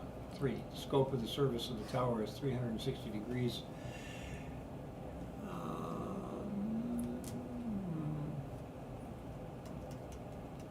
On the top of the hill, and we have, not we, and there are RF maps to indicate coordinated surface area at various RF frequencies, to support the service claims. Tower is then visible from various roads and is visible from various roads and vantage points in the area, but the technology is line of sight. The utilities are above ground in the neighborhood. There is no specific geologic assessment as to whether underground utilities are possible, but the water system was not installed underground due to ledge in the area. 7, the tower meets the FAA's air safety requirements. 8, the tower has a maximum of 7% of MPE at 6 feet AGL, so it meets the FCC requirements for RF emissions. Okay, what else do we need to know in terms of findings of fact? Do we need to say that the only feasible access to the tower site is from? Oh, yes, that's a good point, yes. The only feasible access to the proposed site is from Oak Ridge Road. Oak Ridge Road. Oak Ridge Road via a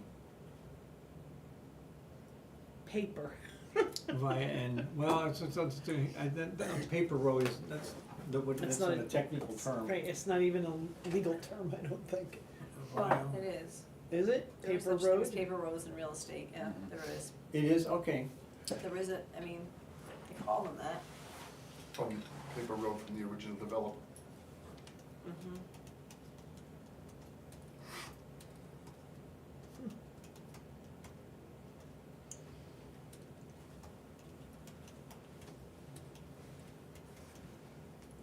Okay, the only feasible access to the proposed site is from Oak Ridge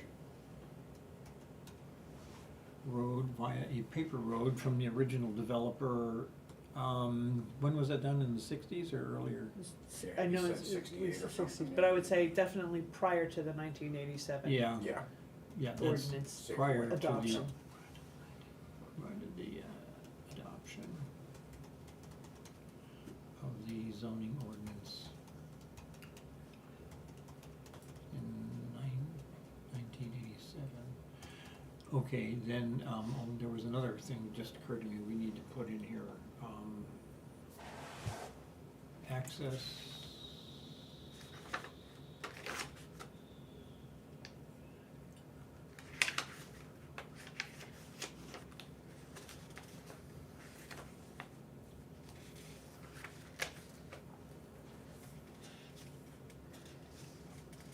Well, we need to say there is no, there is no frontage On any road. from this property on any road. Direct frontage. There is no direct frontage. Frontage to this property, on this property. No, from this. For this property. For this property, on any road, Existing, Yeah, on any existing road. yeah. because it does have the paper road.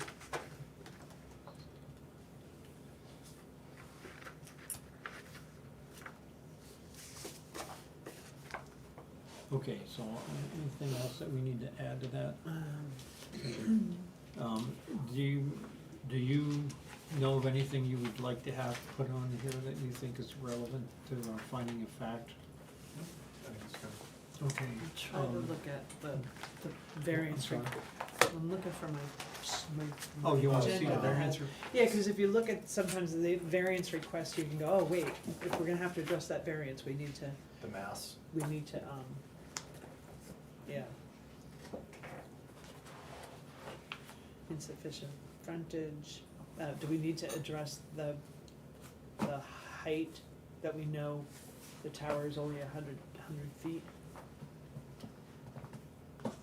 Well, Well, this was, that's part of the application, I don't know, whether we, Do you wanna say something about the balloon test showing that it's not above the canopy?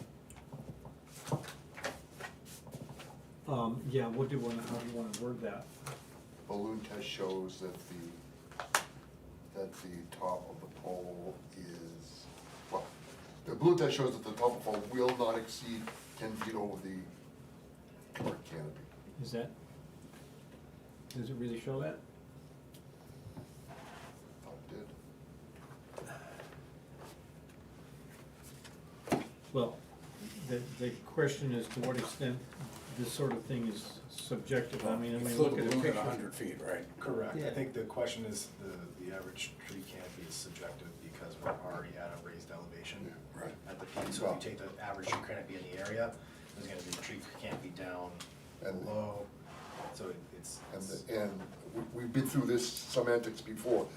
The average tree canopy is a whole lot less than the maximum tree Tree- canopy. right. And- Well, yeah, the problem we have is that the definition of tree canopy is written in our ordinance. You know, so we can't say that it's not visible above the canopy because, because it's right in the ordinance and Yeah. it's done like that. However, it is possible to say, a statement of fact is the balloon test supports, the minimum visibility, or, I don't know about minimum. that's subjective, there's, Yeah, how do we do it? I mean, we can determine that in our deliberation, if that's what we wish to do. We can say that a balloon test was performed to assess the, visibility. visibility. All right, let's just throw that in. Right? Could you say that the balloon test supports variance number 3? Or is that, What do we, what's number? It's the 10 feet above the average canopy height.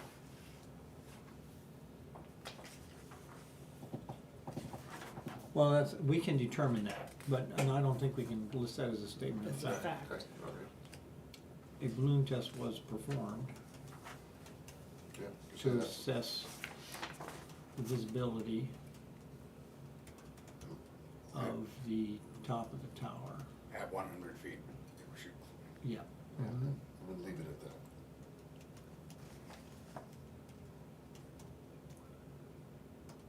Okay. All right. Anything else you wanna, seems to me there's something else that's, I know, there's something that we're missing, that we don't have in there. well, of course, we can always add it in our deliberation. I mean, these are our findings of fact. We can close the public hearing and it can occur to us later. All right, well, This you is- already covered the overhead wires, right? 100-foot overhead wires, monopole, and insufficient frontage, yeah, covers them all. This first one, the variance from Article 6, Section 6.5, what's it? Okay, well, there were two things. One was, as I said, they actually should have also mentioned section 6.6K2, which is visible above the ridge line from public roads, because that relates to the 100 feet. Mhm. But because there's no change in the amount of, what they're asking a variance for, we can throw that in without that having been an issue. But by adding that, maybe we should put that in as a finding of fact, that the variance for Article 6, Section 6.5A should also include 6.6.K.2. We can do that, can't we, Kate? Because there's no difference in the change of height that we, I mean, we're not asking the public, we're not, when we noticed the variance, the height was mentioned, so there's no change in the height. All we're doing is filling out what was missed potentially in terms of the reference to our zoning ordinance. Section 6.6.K.2, which is not visible above the ridge line. Right, he didn't have it in his, It's not there, but I think we could add that to our findings of fact that we should, I Should- think I would, what's that? I think I would. Yeah, okay, let's add that. All right, Thank you for typing this for me. yeah. I appreciate it tonight, cause you're Okay. losing me. Yeah, no, this is okay, the variance, from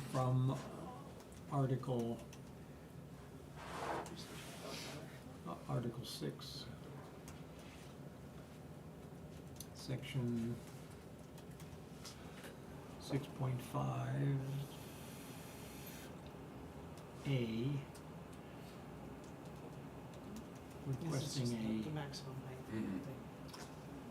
variance, from the maximum height above the canopy should also include, should also include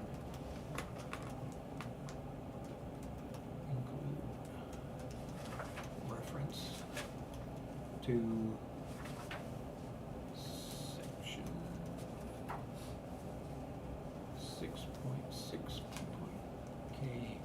6.6.K.2.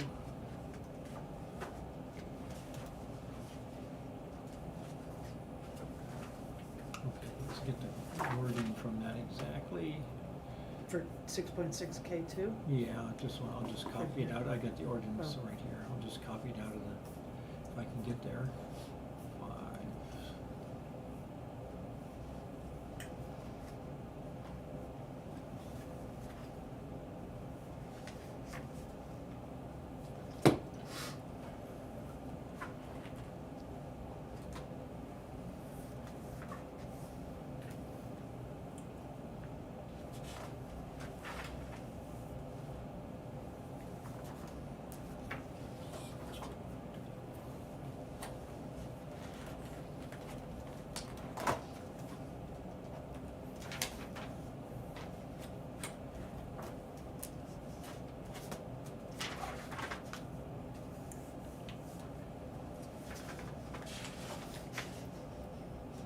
Okay, so that says the variance from Article 6, Section 6.5A, requesting a variance from the maximum height above the canopy should also include reference to Section 6.6K2, which states that wireless telecommunications facilities shall not be visible above the ridge line from public roads, recreational areas, designated scenic vistas, or abutting property.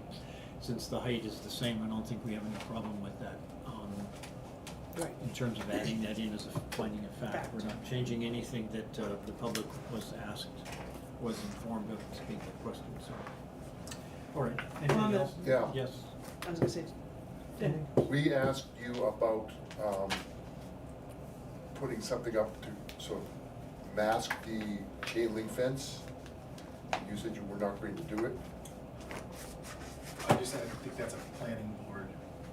Well, I can tell you right here, it's in the zoning ordinance. 6.6.F.1, the carrier shall maintain a vegetative buffer at least as tall as the fence, 360 degrees surrounding the facility, including the security fence, a minimum of 25 feet deep, starting at the fence.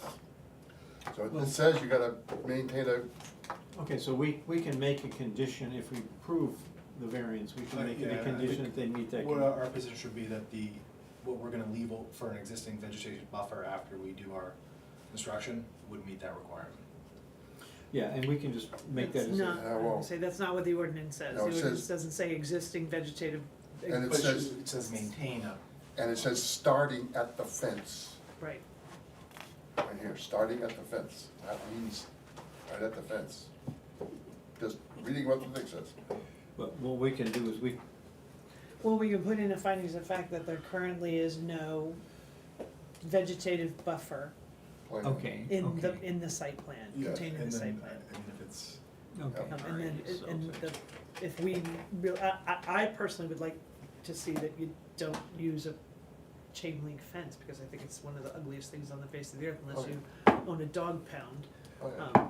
And would prefer that there was a wooden, stockade type fence or something, but Okay, that's the so, planning board. okay, hold on a second, Then there's the Elon Musk one down Okay, at 41. wait. finding of fact, okay, there is no current plan to meet, To install, I would Well- say, Oh, to meet. yeah, to meet the requirement, of paragraph 6.6 point F.1. 6.6 point F F.1, which requires. require, A 25-foot Get over it. vegetative buffer. Kate, you want chocolate? Oh, good, thank you. I wouldn't even be able to taste it anyway.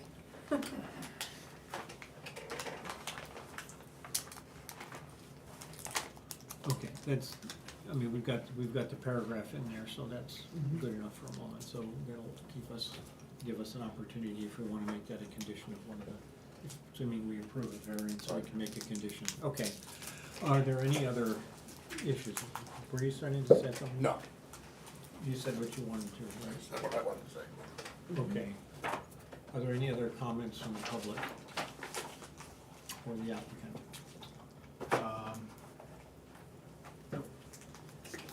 Okay. That being the case, can, I'll make a motion to close the public meeting, I'll second or it. public hearing, or whatever it is. It's a The public public hearing. part. public hearing? I second. Thank Okay. you. All in favor? Aye. Aye, okay, so the public hearing is closed, okay, so what that means at this point is then there's no further contribution from the public, and we will begin our deliberation on the requests for these, for variances, okay, so, then, first order of business on that is, do you want me to read the list of findings of fact again, so there's a chance to edit them, or are you satisfied with them? Satisfied with them? Okay, we can always add to them, they are our findings of fact. Okay, so the first question is, with the 100-foot tower, when we move on to the question, the first two conditions are the variance will not be contrary to the public interest, and the spirit of the ordinance will be observed. For the variance to be contrary to the public interest and for it to violate the spirit of the ordinance, it must unduly and to a marked degree violate the basic objectives of the zoning ordinance. And to determine this, does the variance alter the essential character of the neighborhood or threaten the health, safety, or general welfare of the public? So, as I said, first observation is it is a permitted use, right? Yes. There are existing towers in the area. The argument for it disturbing the character of the neighborhood is adding another You're adding a third cell phone tower. tower, a third tower in what was intended to be a rural, remote neighborhood, of course, could be argued. So the question is that duly and markedly, disturb, the character of the neighborhood. I think the argument could be the one that they use at King Pine, which says this is the first tower there, it may have an effect on the neighborhood. But with two there already, a third one is not gonna have that kind of a market effect.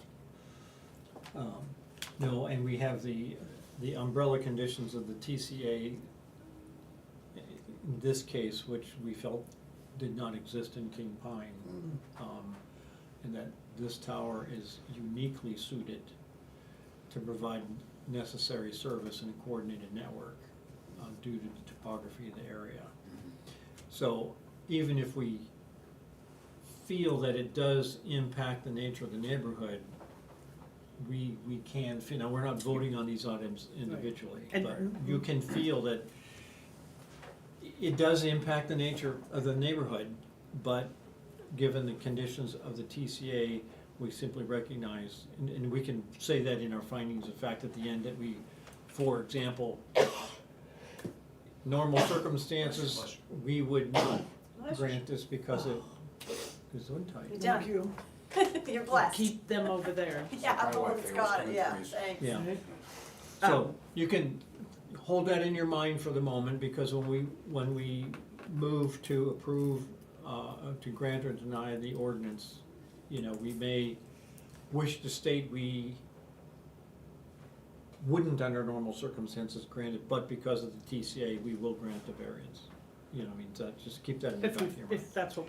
If that's how you're feeling, so Right. we have to, on the other hand, you may feel that this is fine. And So- remind me again, Drew, the TCA is, The Telecommunications Telecommunications Act of 1996. okay. And there are a couple of conditions that affect us directly. One is we can't deny, the effect of our application of our ordinance cannot deny service, cannot prohibit service, right? And the other thing, slipped my mind right away, but it's equally obvious. It'll come up here in a second anyway, okay. So anyway, back to the deliberation portion of this first Right. part of the ordinance is it's a permitted use. The topography and location are uniquely suited for this particular tower. Installing a third tower, oh, did we put that in the findings of facts, that there are already 2 towers in the area? Thought we did. I don't have all of them, cause he was writing them, but I don't see anything in No, there. you're right, No. we didn't, We we did- we didn't. should didn't, put that so in, you should but put there that are 2 existing towers. That'd be 14, I think, but I don't Yeah. know. if I'm Yes, on the it right would be, number, yes. Cause I was just trying to follow She's like, along, but, "Ooh." yeah, exactly. There are I'm gonna- currently- There are currently 2 existing, Structures, I don't, cause 2 one's not a existing, tower, it's a 2 roof. existing structures. Could I add, or am I Well, allowed? actually, you're not allowed to Okay. speak at this moment. But I think that to be fair to the situation that we need, that they are 2 existing archaic structures. No, it Well- depends, that's an opinion. No, No. that's not an opinion, that's actually, One, But they're functioning. one is a, Right. yes, one is an archaic structure, it's that stupid old telephone pole. The other one is a lattice work, which is not archaic, it's, they're Right. using them now, they're, Right, they're still Okay. used, they're still installed, yeah. but there's just, neither one of them is suitable for this particular application. well, yes, Due to their we heard structure. testimony during the first meeting that neither structure is suitable for adding any weight. Right. But any significant weight, which this would be. Okay, yeah, okay, right, You so. can add 10 pounds to it, Well, and you it's could- fine, but if you had You could, 1,000 pounds to it, you You're could problem. technically put more cells on the Green Mountain Tower, because it's a the lattice lattice, tower. yeah. But it's owned by them, and they're not gonna lease that out to other suppliers, so it's Well, sort of a non-issue. But we heard cause I watched it on television, we heard Attorney Parisi, I don't wanna say testify, but state that the tower structure and stability and, durability, I'm trying, there's a word for its ability to hold the weight, is not, it's not gonna, Doesn't have the capacity. doesn't have the ability to do that. Not for these. Now, I wasn't there, so I didn't get to ask him, is that predicated on one carrier, or is that predicated on all 4 carriers? And I think that's a subjective opinion, it's not, Yeah, I don't know. Because we don't have a structural analysis or an engineering report that shows that they're at max capacity and you can't add more weight to them, so. I mean, on that lattice work tower, there are no cells, correct, that's There's- like an emergency communications kind of thing, or Yeah. weather or something. Yeah. Sheriff's Department. Sheriff's Department. That's right, yeah. I'm getting to be really good at this stuff. And too much of it I'm learning. But at least going More back than to you the ever want findings to of know. fact, really what Yes, just putting in exactly. there, Yeah, so, that the so two there are currently towers two exist. existing structures, one of which is a, Lattice work, a lattice work providing safety radio, safety communications. safety communications. Safety communications, and the other, There's a telephone pole, and the And other, there's a telephone pole. pole providing, the other is simply a telephone pole, Used by, yeah, used by who? used by cellular carriers. and WMWV. Oh, they're up there too? That's their transmitter up there. Used by well, there's one, we know there's one, are there others? I believe. On We that- know Verizon's on there, right? AT&T is on there as well. Okay. You can shake your head. According can't- to, I don't. Can't talk. You just can't talk. according to cellmapper.net, they're both there. That's Well, all I and can then say. it's And he's safety like, I can neither communications, the other is confirm simply a nor telephone pole I'm not with shaking sun it like that. cell, RF. Well, yeah, I mean, there's all kinds of other questions, it's like, you know, what radio frequencies they broadcasting on, et That's- cetera, et cetera, I can- yeah. I can show you Right, that. yeah.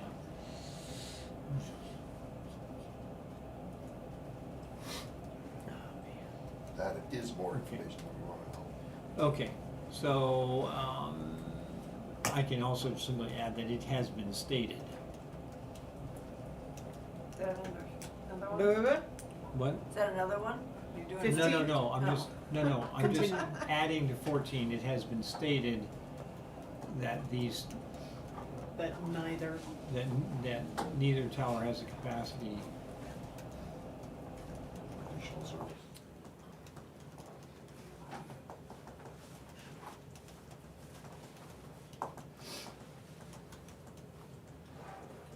Or I could be really strict and say it's been stated unverifiably that neither tower has the capacity for additional service. Would that make you more comfortable? and as To be stated unverifiably. Or because it's been opined. we're getting punchy. Yeah, you are. Yes, we are. Let's go. I was tired. I'm just gonna wait till you type it out. I mean, it is so to say unverifiably is kind of, I'm sorry, I'm a stickler about verbiage. Well, no, I understand, Because 'cause words we're- have meanings legally. When you say unverifiably, it Then means why is it it- cannot be Yes. verified. Just But say that it's it been can be stated. verified, it just wasn't. So just, Okay, it's So- been I stated. see what you mean. Yeah, it's been stated, right, you just leave it at just that, leave it it's that. been stated, because that's a finding of fact, it was stated.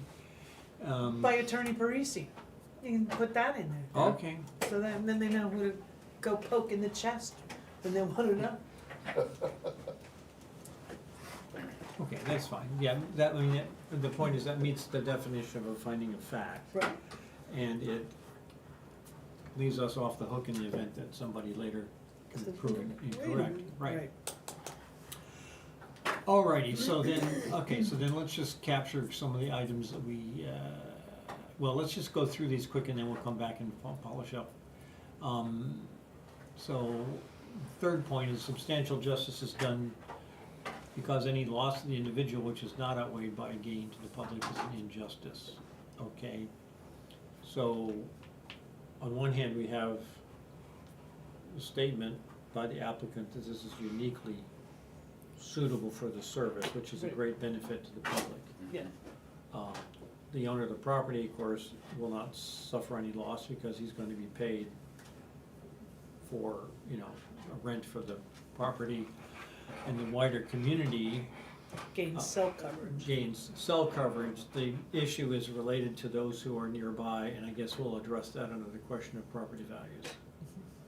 Okay, so when we talk about substantial justice, it talks about loss to the individual not outweighed by gain to the public. If we're talking about even those who are close in, there's a huge gain to the public. Yeah, how many is that? Well, it was stated that there were dozens many of houses. Oh, the butter list? Yeah, Kate, how many, That was a how lot. many Oh, letters? 36, 36? but that was including the towns. Right, so figure 30, A little 32. less, little probably less. 20. 28? Okay, but we can, excuse me, when we get into this with the next one, because remember, if we're using the property study that we used before, then the property value loss is limited to 2,500 feet from the Right. tower. Well, that's why I'm trying to figure out how many, all of the, Right. well, no, not all of the abutters, most of the abutters that we would be concerned about are gonna be those people down in the Edelweiss section. Cause everybody else is more than 2,500 feet away, cause it's 90 acres, is that what? 93. 93 acres? Yes, but of course, most of that is a steep hillside. So as the crow flies, 2,500 feet? Put your finger down and draw a circle. 2,500 feet. 2,500 That's pro. from here, Yeah, Yeah, that's a crumb. so, how many people? yeah, there's nobody on this side, it Right. would be anybody here, here and here, Top of the hill and down, 43. down Yep. into Edelweiss, yes. which is probably 20 properties. Around 27-ish of. Less than 30. There you go. Somewhere around there, maybe even a little less. More than 25. I'm including them as a note. Okay, so for the record, the study we were referring to was done by Professor Afuso at the University of Southern Alabama. In 2018, it was published by the National Association of Realtors, among others. Actually, its primary publisher was the Journal of Finance, the Journal of Real Estate Finance and Economics. And it was buckle your seatbelts, a hedonic spatial auto reduction. You Which for a remember that? Well, for a How you researcher, just spit that out, it's. what it means is, HSAR. it was an analysis of the impact on the preference of pricing based on the distance from the cell tower measured over time. And this time is 19 years, covering the entire time frame of the development of cell towers in Mobile County, Alabama, right? It included over 23,000 sales, every sale in that 19-year period. 23 variables for every sale. Just figure that out. That's, for all those years, that's well over 500,000 data points. Compare that with the normal assessment that we've been given, from property assessors who, from a researcher's perspective, are highly biased. And then they usually give us, 10 or 15, comparisons. If that. On the other hand, it is Alabama. Yeah. But Well, it no, is but the point, still a rural area. Right, the Like- point was, it's statistically an extremely robust, thorough study that also, as in many studies, does an overview of all the other serious studies that were done on property values. That is statistical studies, not, assessments by real estate people. The bottom line is that 2.4% drop in property values can be expected inside 2,400 feet. And up to 10% if they can actually see the cell phone tower. So, but as we deal with that, we also have to come under the umbrella of the TCA and Mhm. understand that if this tower is uniquely suitable to provide this, then hardship is established for the applicant as well, and the TCA then would prohibit us from applying our criteria to those items. Right. So it's fair for us to say, if you agree, that this study does support the loss of property values for those individuals, we can say that. But we also have to acknowledge that we probably won't be able to sustain that in a federal court, Right. given the unique characteristics. Any other discussion on that particular thing? And we can go back over that and just tighten up our wording and then vote on it, so. Okay, so on the first two, cell phone towers of permitted use, it's needed under the provisions of the matter, which is a permitted use, and this variance is needed under the provisions of our zoning ordinance. The tower meets the safety standards of the FCC and the FAA. No immediate threat to health or safety. There are already older cell phone towers in the neighborhood, so adding to them or replacing them with this tower will not change the existing character of the neighborhood. Or do you feel differently about that? This is a board decision, I'm Yeah. just writing things down that we've thought. I don't know that you can say it won't change it, but minimally, or something to that effect. But is that in a finding of factors? No, this is our deliberation, yeah, this is So our, so I how do we believe that assess- you adding a third tower creates an impact, okay? I Yes. think anytime you add a cell phone tower to somewhere, it creates a bit of an adverse impact. However,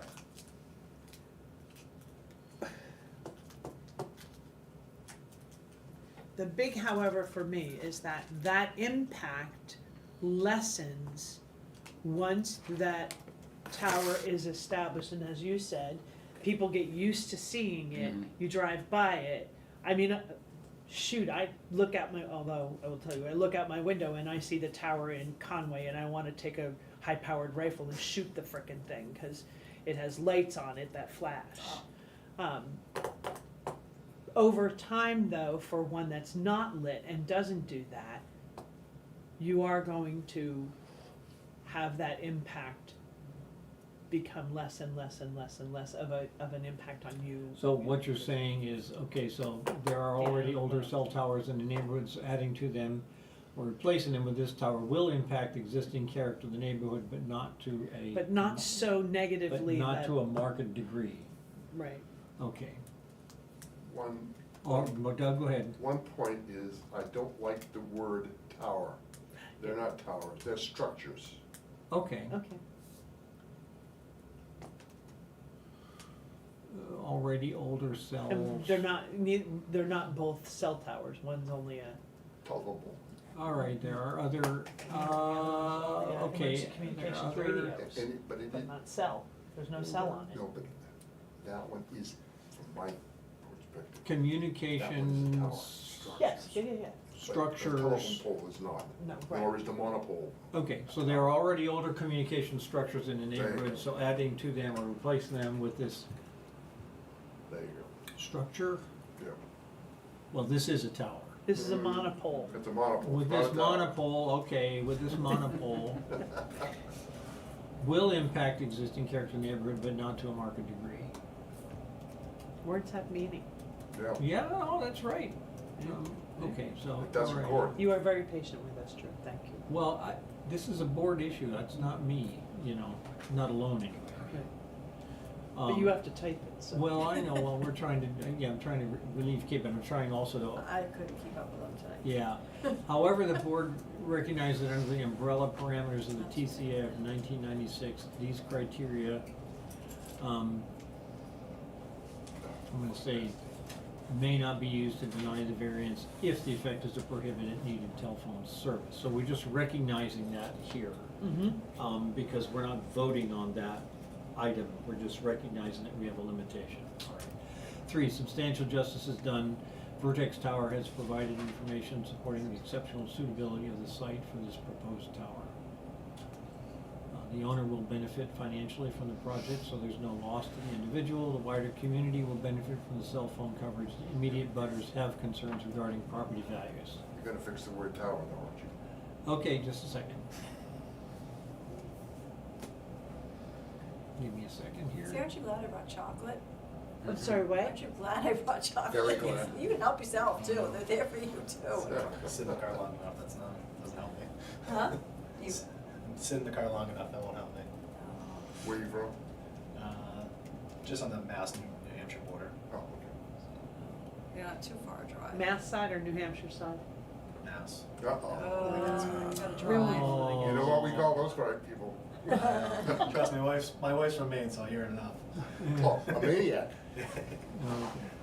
Okay, so here we are. Vertex Towers has provided information supporting the exceptional suitability of the site for the proposed monopole owner will benefit financially from the project, so there's no loss to the individual. The wider community will benefit from the cell phone coverage, and the immediate abutters have concerns regarding property values. So we go on to property values surrounding the property are not diminished because actually there is evidence published by the National Association of Realtors that the cell towers lower property values. This evidence contradicts the assessments submitted by the applicant. Actually, there is no assessment submitted. It was just a It's the assertion. How do you spell assertion? ASSERTION. By the applicant.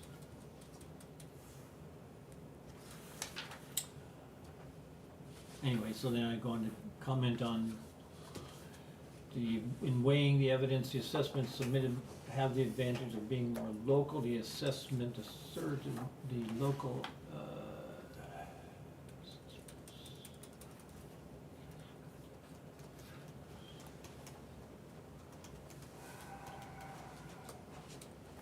have the advantage of being more local. The study done by the University of Southern Alabama and published in the Journal of Real Estate, Finance, and Economics is, however, much more rigorous, having included all sales in the county over nearly 20 years during the time of the expansion of cell towers, and includes both rural and urban settings. Distances, by the way, from 200 feet to 45 miles. Study concludes that there would be a reduction in property values at least within the distance specified in the study, which is 2,400 feet, from anywhere from 2.4 to 10%. This study is submitted as part of the record, which we have on record, and we'll include in this as well. However, the board recognizes, once again, under the umbrella parameters of the TCA of 1996, these criteria may not be used, may not be used solely. yes, may not be used solely to deny the variance if the effect is to prohibit needed cell phone service. 5, literal enforcement would result in unnecessary hardship because owing to the special conditions of the property, there's no fair and substantial relationship between the general public purpose of the ordinance and the specific application of that provision to this property. And in the case of cell phone towers, this relates almost exclusively to the significant gap in coverage, unique topographical features of the site, which make it particularly suitable, and there are no other reasonable alternative sites. So those 3 conditions are lifted right out of the legal guidance we have from the New Hampshire Municipal Association. So if those are the case, and we feel that the testimony presented by the applicant meets those criteria, then this is a uniquely suitable site. But the gap in coverage is unique to that provision, that provider. It's not like there's no service there. It's T-Mobile's gap that they're trying to cover. Well, okay.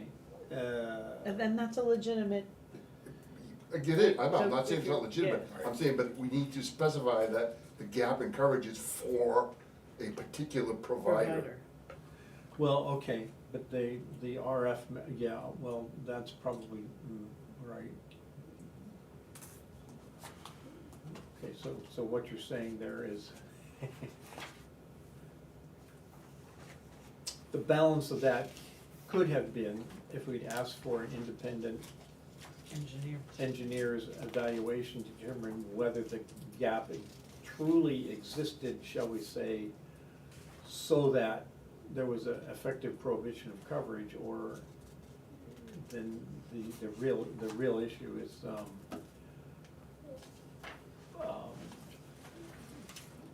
was this coverage then just only, for the benefit of one provider, or is it actually, for the benefit of the public in general? Because,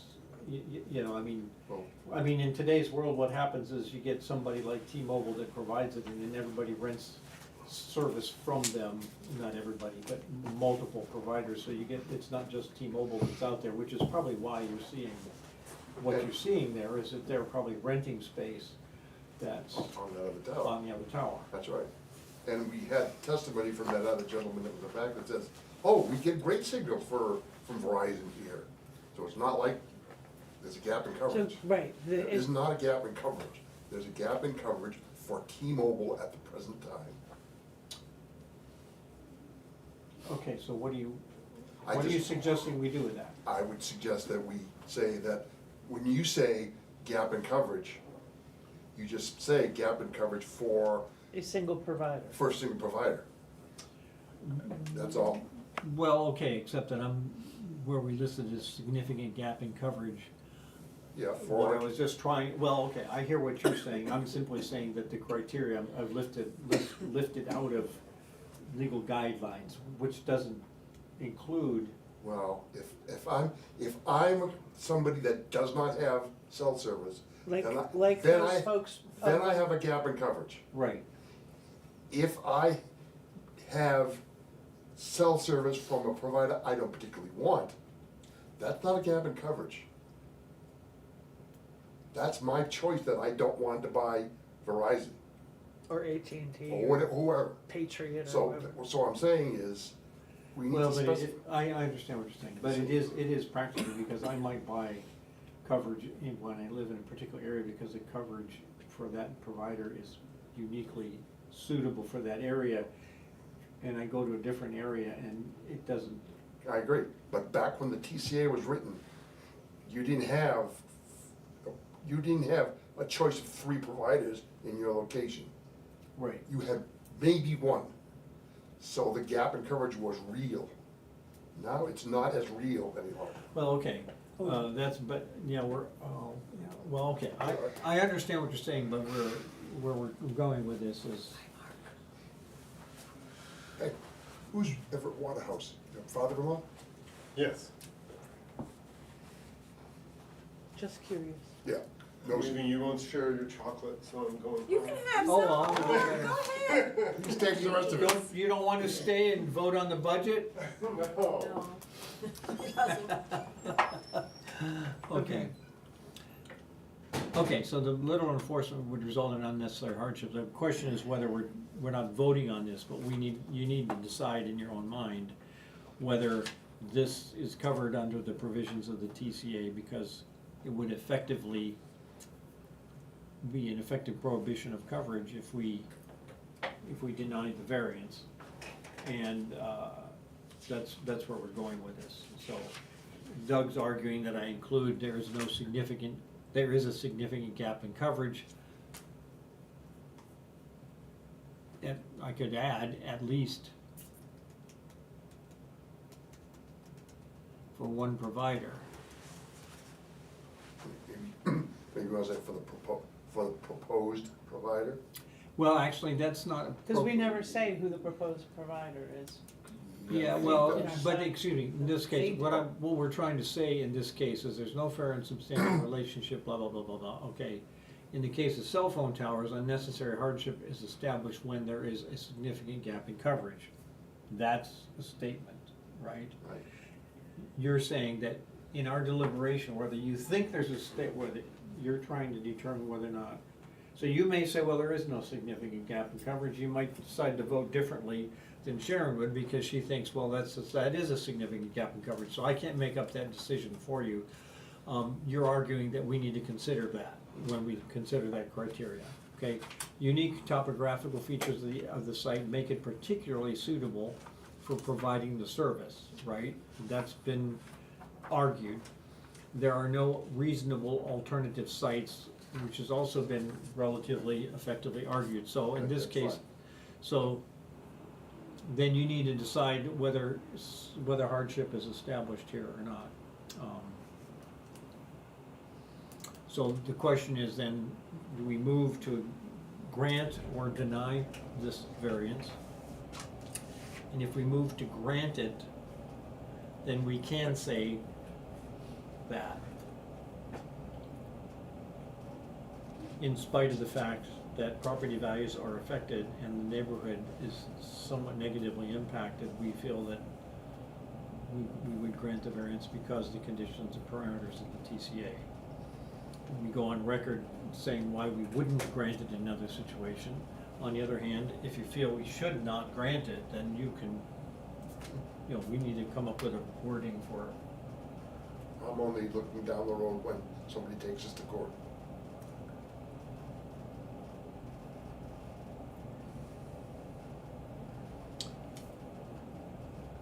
well, I don't think our objective is to avoid getting into court. Right. Our objective. No, but No, I understand. Our objective is to make objective a decision as to whether or not we think this variance Right. is justifiable. right, So, End of discussion, so to speak. And then, because I'm not trying to please everybody, I'm trying to make a determination as to Right. whether, right? right, right. But you need to put as much as much detail as we know in the verbiage that we're writing here. Okay, well then we can, in our determination, now, that particular list of criteria stands as it is.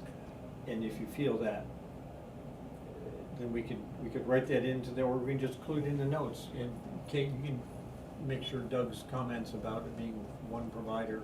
I just put in there that he said there's a significant gap in coverage for a single provider. single provider.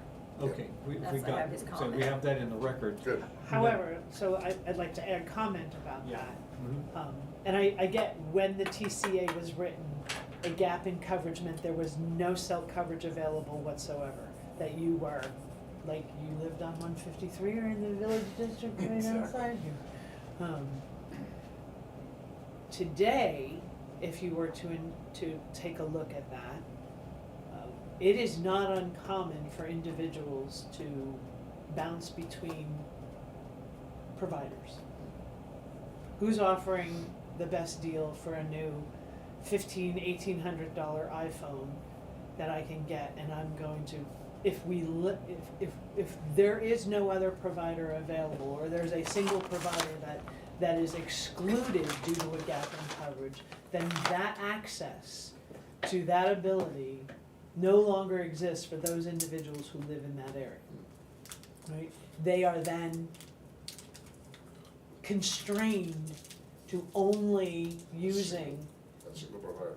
a single provider or one or two providers, whoever it is. It's almost, to me, it's almost like hey, you live in Madison, your only cable provider is Spectrum. Mhm. If you don't use Spectrum, you don't have cable, right? So, in this day and age with cell phone coverage, the ability to have all providers be able to give you a signal is like having electricity.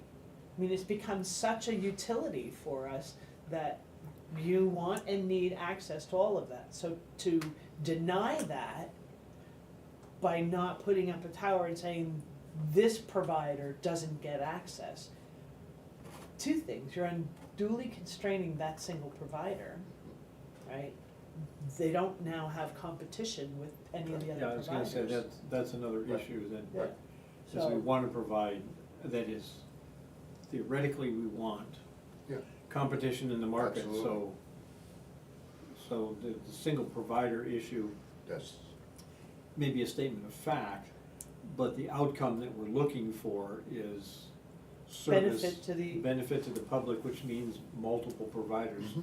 should be. With a mesh, Yeah. like, not only that there are multiple providers, but that mesh of coverage is, eventually the whole area.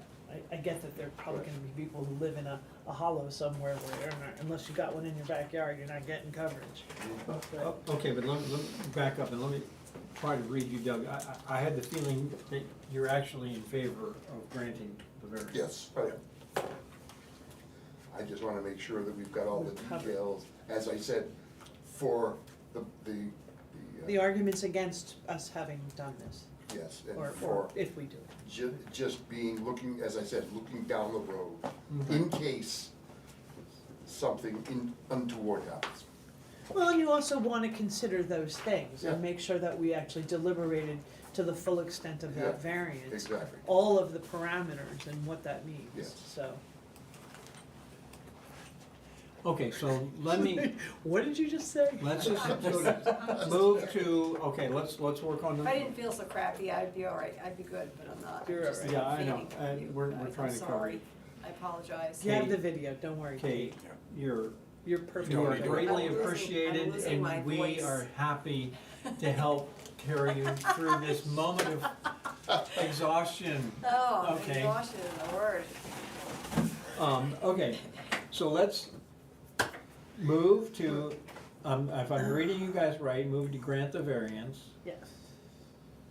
Variances? Variances. Well, no, We only covered variance number one. Yeah, we only covered number one, but Okay. we will probably use very similar arguments to the other ones. 2, 3, and 4. It's Right. 8:30. Yeah, it's only 8:30, hey, Great. fine. We've been at this for I up know to we've like been 10, at it no, for- no, no, not us, for him, up to like 10 o'clock at night almost sometimes. But if we go Oh, till 9, even then we later, can't do the budget. 11:30. Not my first 11:30. rodeo, I get it. It's not easy. Well, we wanna make sure that we're thorough about it. Can I move that the budget's good and keep going? Yeah, okay, so what I'm gonna say, even though the board feels there could be a negative impact on the neighborhood,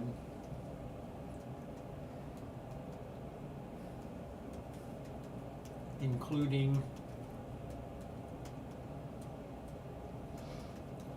a loss of property value for those homes Within 24. within 2,400 feet.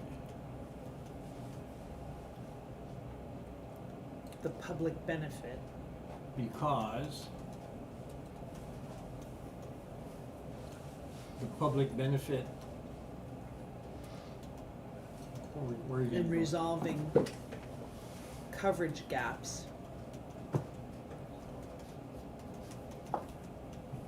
And providing choice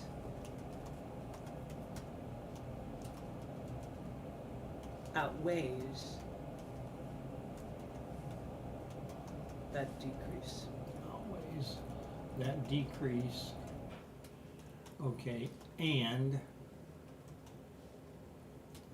is, how do I think we need to acknowledge that.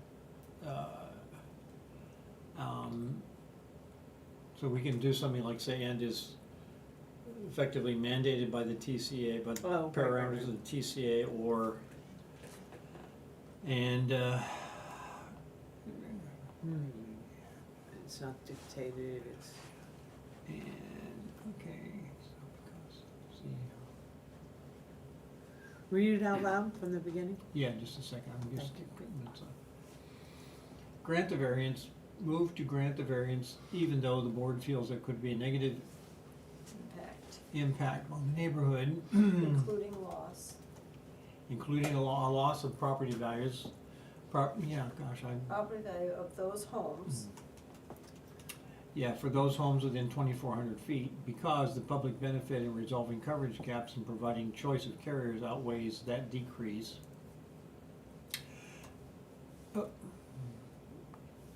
And. And you started effectively Effectively mandated? yeah, that's not bad, it is effectively mandated By the TCA.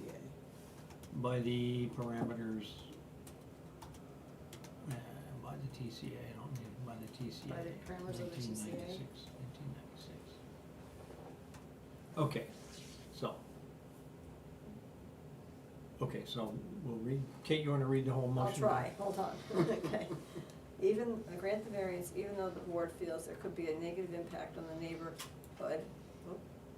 Mm-hmm, including loss of property value of those homes within 2,400 feet, because the public benefit, in resolving, in resolving, I couldn't remember reading, in resolving coverage gaps, and providing choice of carriers. choice, that's the word, I'm trying to doing it. It's short. okay, Choice in carriers outweighs that decrease and is effectively mandated by the parameters of the TCA.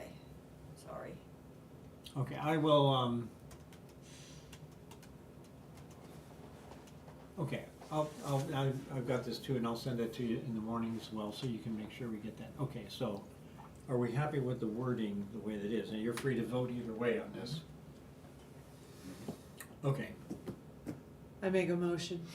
Do we not, I need to make a Yeah, motion? formally move.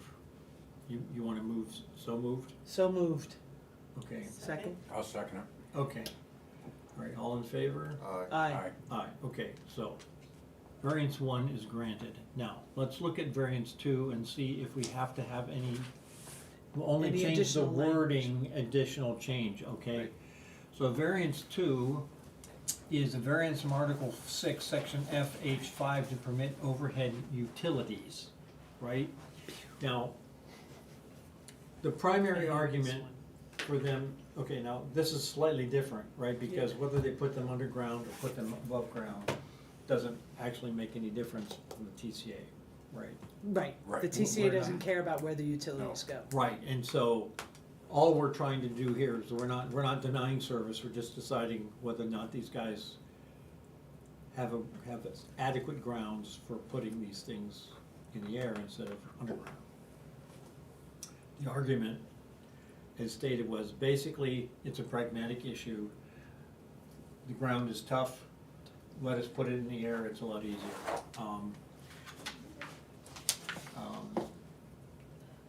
I would say it's a presumption based on informed, experienced observation, right? It's not based on geologic survey. Right. There's no engineering study, there's no geologic survey, there's none of those kinds of things with regard to the ground composition. Right, so our alternatives would be hard nosed and say, no, put it underground anyway. Or we can say, our justification for saying it's okay is because the evidence we have is that the water system had to be placed above ground. Ground. Or we can say they can put it above ground if, and only if, they can't, what was the term you used for that? Duck bank. Duck What was bank. it? If a A duck, duck bank, It's Duct. duct. Never heard of a that. duct, sorry. D-U-C-T. Okay, yeah. if the Yeah. duck Thinking bank, about if a it. duck, so that's a possibility, we could say, if they can't use a duct bank, then they could Do it aerially. do it aerially. Okay. We're allowed to put conditions on these Yeah. things. Yeah. But we don't want them coming back, we don't need them to invest another thing, so. No, because ostensibly what happens if we say, if we were to turn around and say, no, we deny this variance request, you have to go underground, and they actually physically can't. Like that, they end up in a situation where they're unable to drill through the ledge to get to the other side, cause they're going laterally, they're not Right. going down. And Then they have to come back and ask, and they would have to argue that there's a material change in the condition, because once it's been denied, they can't come back for a second bite at the apple, but if it, so it makes, we're not here to be, no, we know, Orderly. the utilities have to be put in, one way or another, there need to be the utilities that go from the road to the compound. And so, And by adding that condition, it's gonna fall on code enforcement. right, so Right. then a potential wording is, we deny the variance request, we grant the variance request on the condition that a duct bank is not possible. yeah, that's like, I don't like that wording. That gets us, that gets Right. to, So, Bob we, will look at that and say, what does that mean? Yeah. exactly, well, and, if I'm the applicant, I'm asking like, what the hell does that mean? I don't know if we have to, I don't wanna go there. we don't wanna go where? Duct banks. No, it's getting too specific. Just let it go as an overhead wire and be done with it. So deny, oh No, no, grant grant their the variance. request. Grant the variance. Grant, okay, so then we would grant the variance because there's evidence that putting it underground Is would unfeasible. entail unusual hardship. Yes. Yeah. Okay. Okay, so the reality is though, we need to look at this, from the perspective of, all this other stuff before.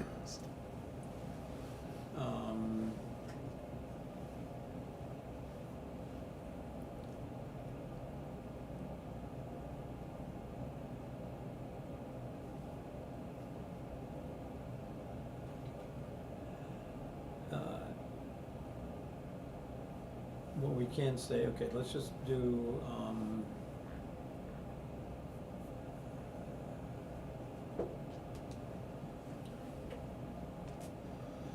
hmm.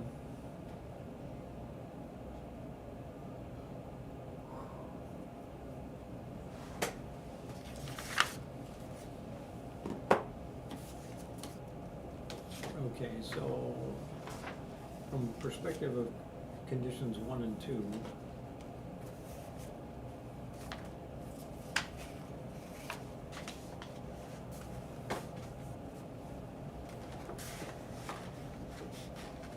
we're gonna do this, okay.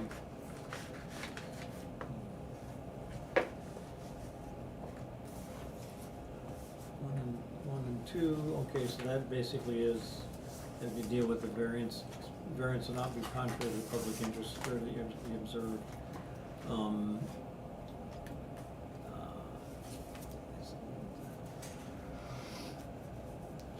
right, so,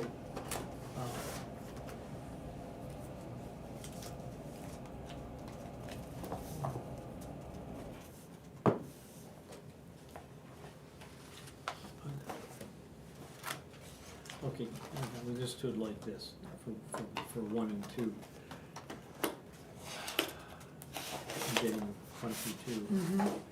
Given that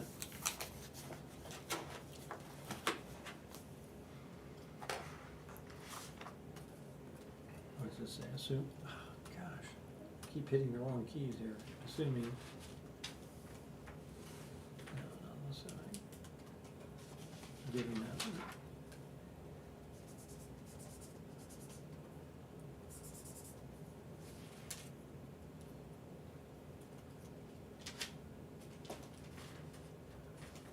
No, I'm going to say it's not given yet, okay. The question is whether or not we, so, Whole sentences. yeah, I know whole sentences.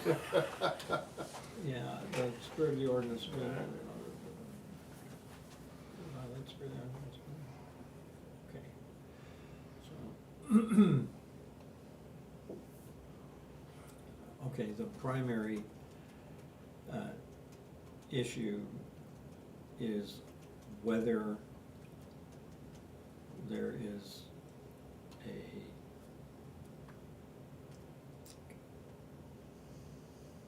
is whether underground utilities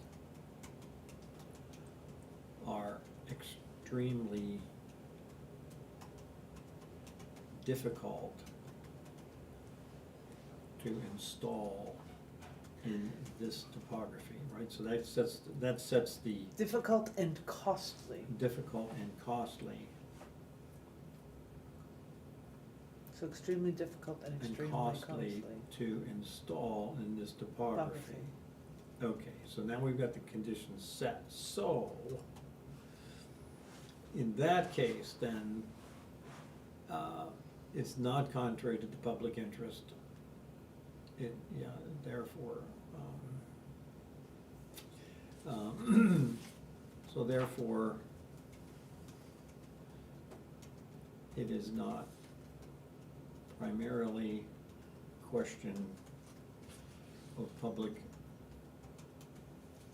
health and safety or the character of the neighborhood.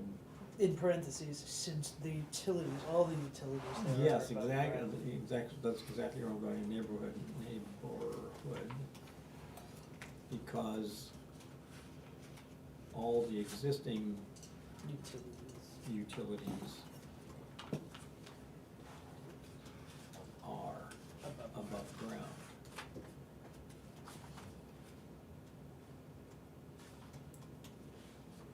Around this, so, not putting them underground. No, not meeting, not meeting the condition of the ordinance for underground utilities.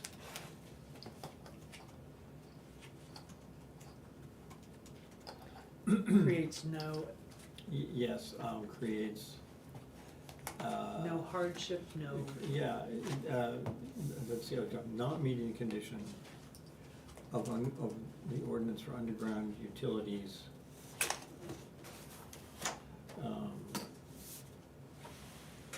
Is in the spirit of the ordinance.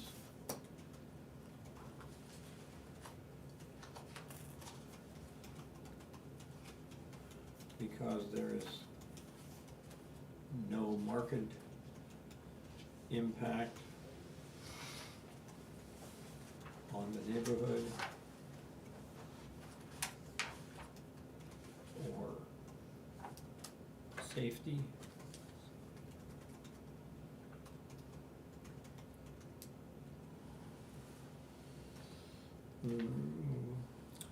And we can also say, how do we say that, justice, what's the term? yeah, the justice is done. Substantial justice, substantial justice. Is achieved. Is achieved. By granting, by allowing, granting.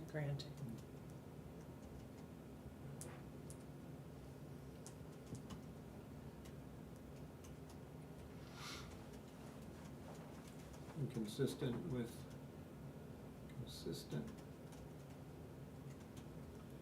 the other in the neighborhood.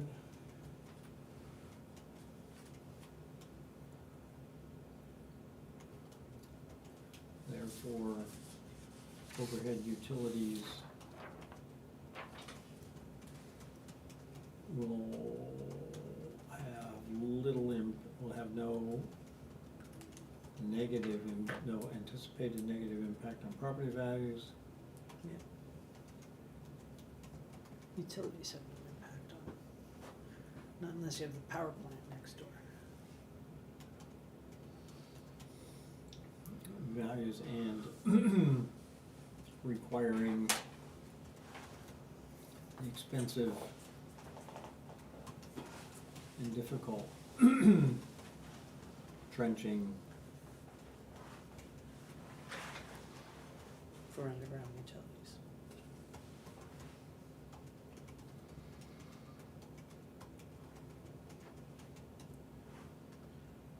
very expensive and difficult trenching for underground utilities would be an unnecessary hardship.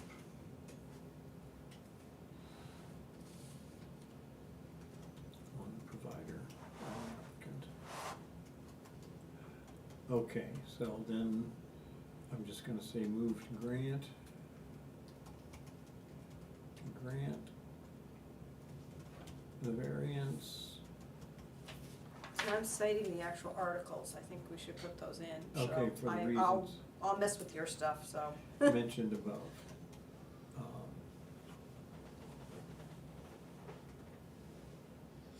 Okay, is that, okay, so we can do that, okay, so move to grant the variance for the reasons mentioned above, and these I said, so therefore it is not primarily a question of public health. Let's say the primary issue is whether underground utilities are extremely difficult and costly to install in this topography. So therefore it is not primarily a question of public health and safety. Can you go back? I don't think it's, when we say the primary issue is whether, it's not whether, it's that. The primary issue is that underground utilities are extremely difficult. Because when you have weather, Yeah, you that's say right, that's yeah, one okay, or something or That other. is that. That underground Utilities are extremely difficult and costly to install in this topography, so therefore it is not primarily a question of public health and safety or the character of the neighborhood, because all the existing utilities are above ground. Not meeting the condition of the ordinance for underground utilities is in the spirit of the ordinance because there is no marked impact on the neighborhood or safety of the public. Substantial justice is achieved by granting utilities installation consistent with the others in the neighborhood. Therefore, overhead utilities will have no anticipated impact on property values, and requiring the expensive and difficult trenching for underground utilities would be an unnecessary hardship on the applicant. Okay, covers all 5 points, and Move to grant the variance for reasons mentioned above. That's how So you're gonna moved. do it? What's, That's how you're gonna write that out? That's yeah, how- I'll make a motion. Second? okay, all in favor? Aye. Okay, so now, variance from Article 6, Section 6.6M2 to permit a monopole style facility if necessary. Towers shall not exceed 10 feet over the average tree canopy height.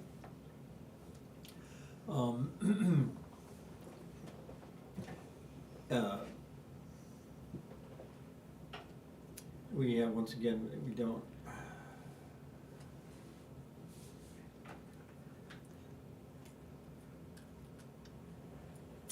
We addressed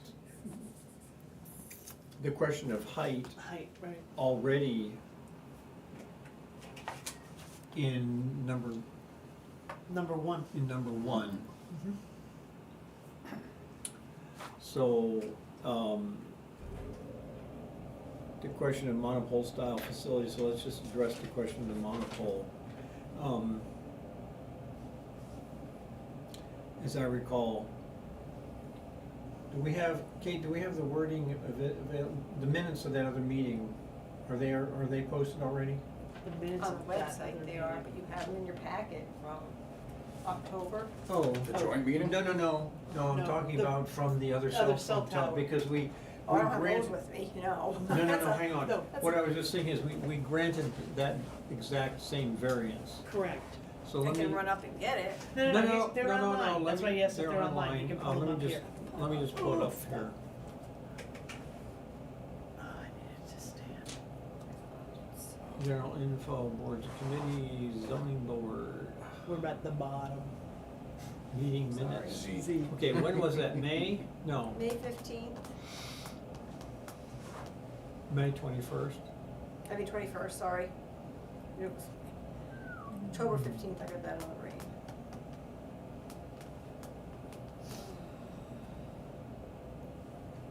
Okay.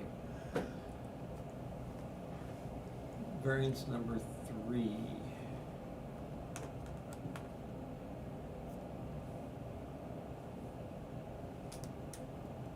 Can I have a look again? Let's see.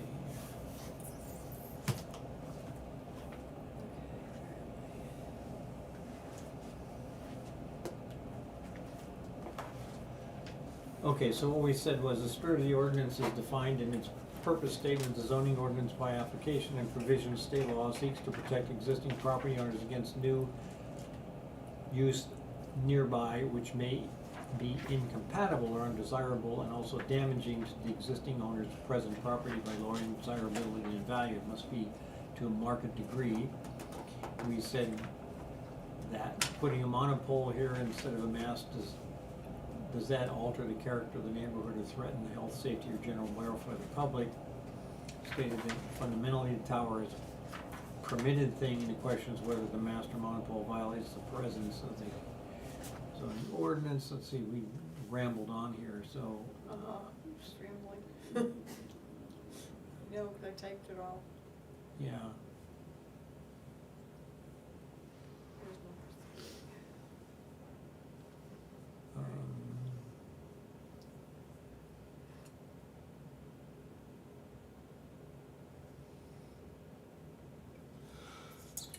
Basically, what we ended up saying was that the monopole represents a Upgrade in technology. upgrade in technology, and therefore, you know, we can probably just do that, is just say this, the monopole represents an upgrade in technology. Let's just start there.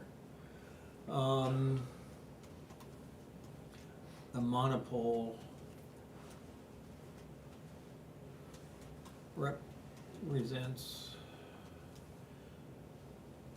let's just say, more advanced. More advanced or just more modern? More modern technology, more modern technology.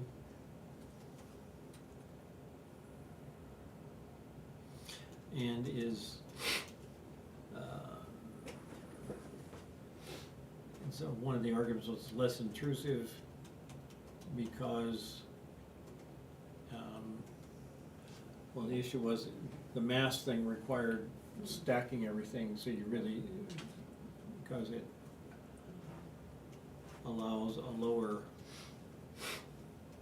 profile, even if one that is slightly wider.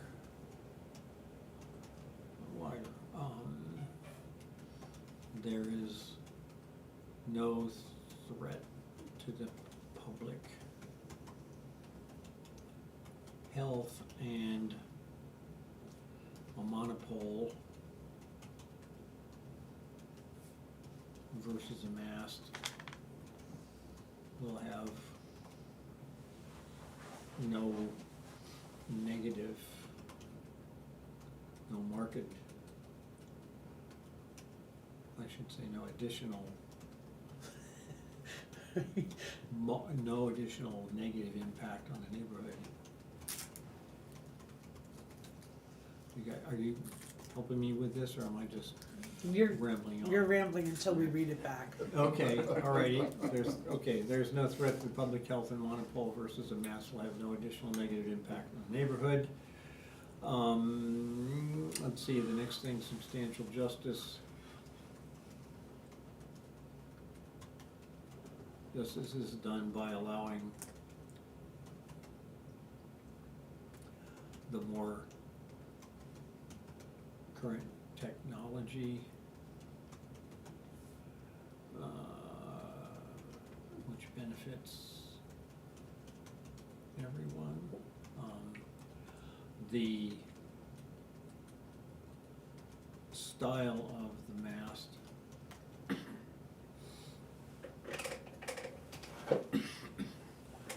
Has little effect. has little effect on property, Going back, Article 5. on property values, and requiring a mast would have the effect of requiring a higher tower, which would have more, Structure. a higher structure.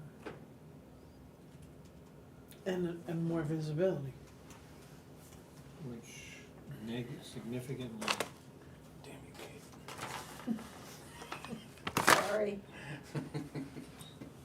which significantly. That probably got picked up by the microphone. Oh, God, it's right there. Yeah, boom. Okay. Style of mast has little effect on property values. Requiring a mast would have the effect of requiring a higher structure, which significantly,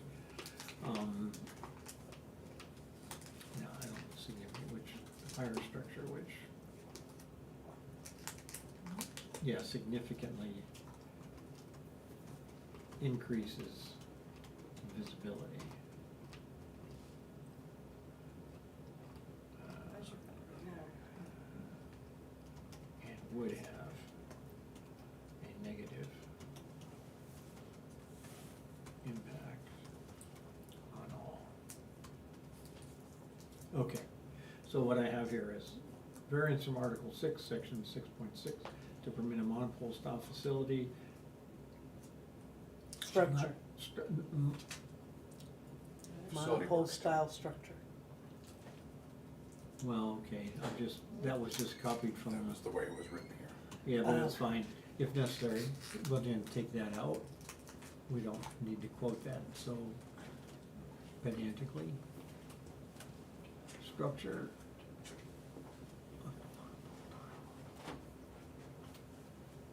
To permit a monopole tile structure. Wait a minute, what did I do just? Yeah, I lost you. Oh, yeah, I know, because they have that whole thing in there about not exceeding 10 feet above over the average. Right, which is irrelevant to that ordinance, that portion of the Right, ordinance. yeah, so we already addressed the height, so.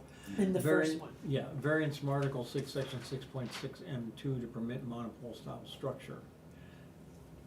monopole represents a more modern technology and is less intrusive because it allows a lower profile even if one is slightly wider.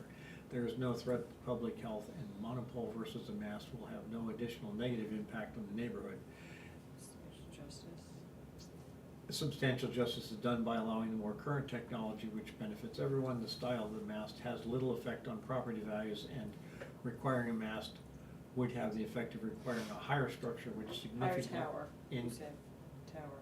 You want What? to say structure, you said higher tower. You wanna change We it to changed it to structure. We change it, yeah, higher Oh. structure, which significantly increases visibility and would have negative impact on all. Oh, I lost you. That's That's all okay. right. I was writing as you were saying He's it, got and I it, lost he's you. got it. You're doing your own thing, so. Okay. So we wanna make sure we've got, okay, so move to, what do you, anybody wanna deny this variance? No, No, Okay, move to grant the variance. I'm gonna put the article, I'm gonna put Yeah, them that's in fine, there, move just to so you grant the know. variance because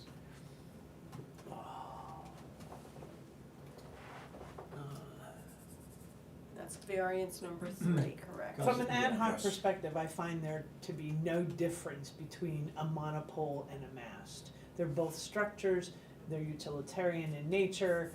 The fact that the word says mast and the other word says monopole, they're still a cell tower structure. And that's ostensibly what we're looking at putting up. yes, the difference though is that if you were gonna have the same number of carriers on a mast, the It has mast to would be have to be higher. higher. Right. Right, and so that's why we're going through this drill. Right.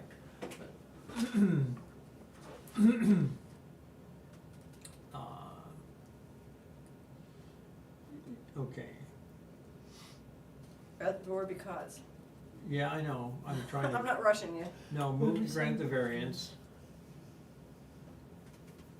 for the reasons stated above, because it will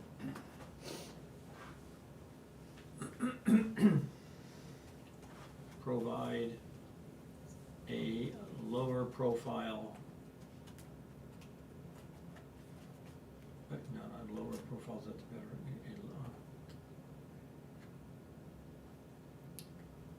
It's less visible. Because you don't well, have that additional well, yeah, extra it- height. Yeah, it would probably, yeah. Provide less visibility. Well, the trouble is, someone would argue subjectively that it's wider and therefore it's actually more visible, but it, lower overall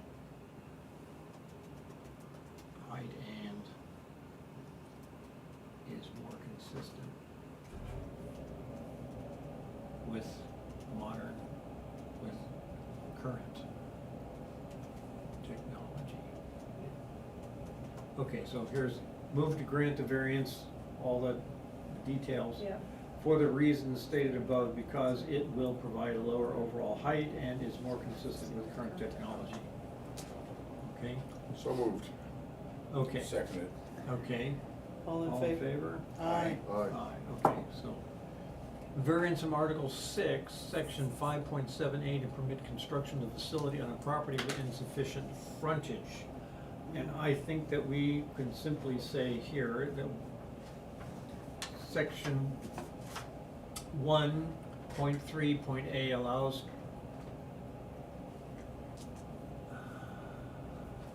Section, what? Point 3A permits existing non-conforming usage without frontage requirement on the condition that sufficient parking is available. We can come up with a little bit better wording on that, but if we go back to the ordinance and just read what it says. You want me to read it? It's right here. Yeah, go ahead.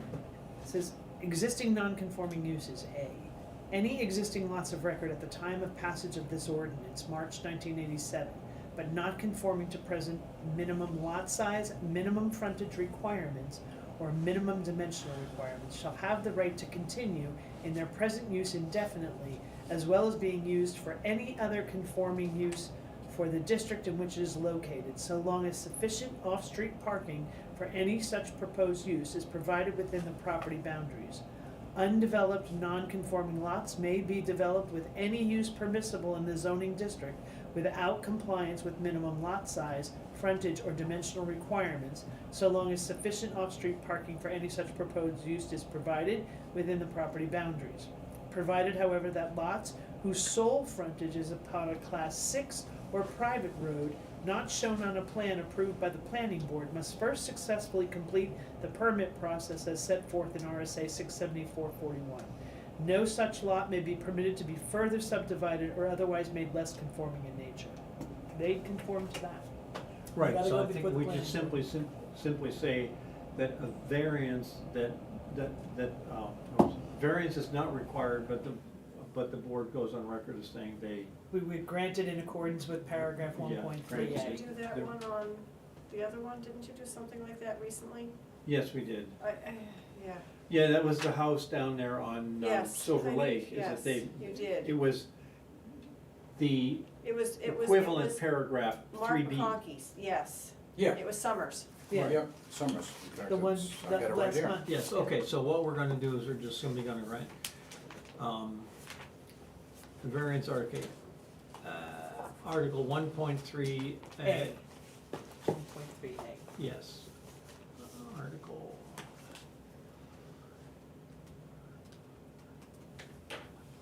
Three A.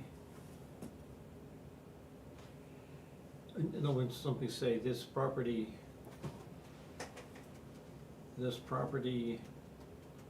and application meet the requirements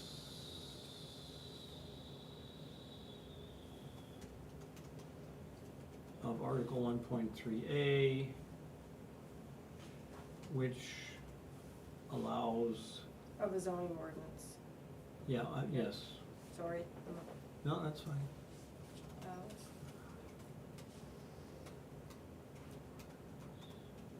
Which allows non-conforming, Properties, well, that's what, existing non-conforming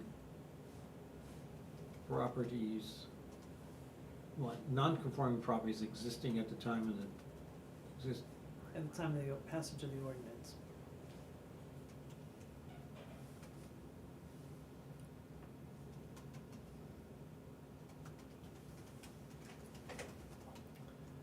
You wanna go? passing of the passage of the, Passage of this ordinance in March 1987. Passing the ordinance, what? passage of the ordinance. Of the ordinance, March zoning. 1987. I know he's writing it down, but That's I like fine, to yeah, I know. double check him. Yeah, it's fine, in March Sorry. 19, I know, okay, Where I that's fine, that's can. your job, that's fine, March 1987. This property and application meet the requirements of Article 1.3 of the zoning ordinance, which allows non-conforming properties existing at the time of the usage of the zoning ordinance To March- be developed with any use permissible to in be the zone. developed. Where's that going in? Right after March 1987, to be Okay. developed Yep.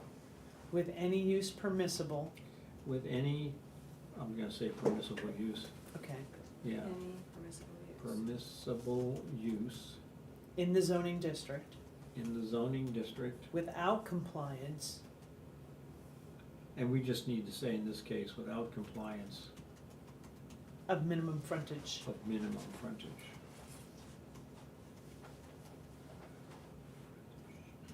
So long as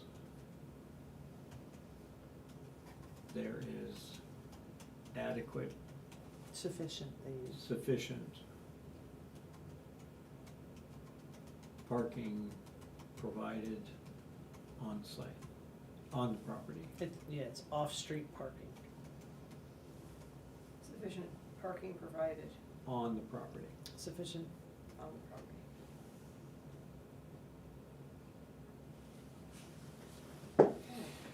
Okay, so, since that's the case, I don't know if we actually even need to vote on it, because we're just establishing, You're gonna vote on it? no. No, we're not. well, I don't think we have to, No, we because they have don't to. actually require a variance. require a Okay, so variance. we're just gonna, I'm just gonna put. Yeah, but you may, I mean, it needs to go in the record that the board stated that. It meets these conditions. And therefore, no variance is required. Yeah, You or wanna say let's just say that, a variance from our, it's a Variance. this property applicant, therefore, Okay. therefore, no variance is required. Right, are you still adding to that? I'm just, yeah, therefore, no variance is required and no variance is required, period, that's all that's needed, so, but it answers the question, they applied for that as part of the operation and then they have that, okay. Gotcha. All right. Okay, so, No motion. no, there's no motion One because, point three, yeah. okay. Any other comments? Okay. Nope. In that case, then, I believe, Kate, last chance for you to tell us we've messed up Messed up. something. Messed up something? Okay, so we have completed the votes, we've made the decisions, Yeah. 3 of the, Did you find any fact? so, let me if I understand this correctly. We granted 3 variances And, Of the 3 required. of the 3 required. and one did one. 2 of them point- largely based on the parameters of the TCA.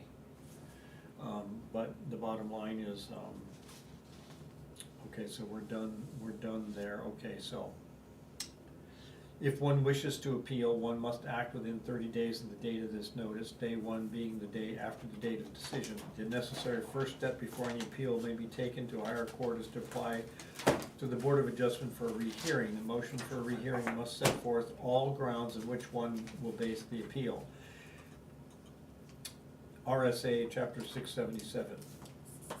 Board members are advised to refrain from discussing the appeal with other board members or any party to the appeal until all appeal periods have expired. Thank you. Case closed. Done. Granted. Thank you.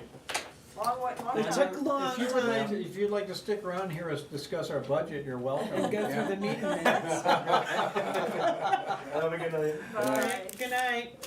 All right, now we have to jump to the Crandell case. We have to Oh, talk yes, about that. right. So Yes, the Crandell case, which is 2508.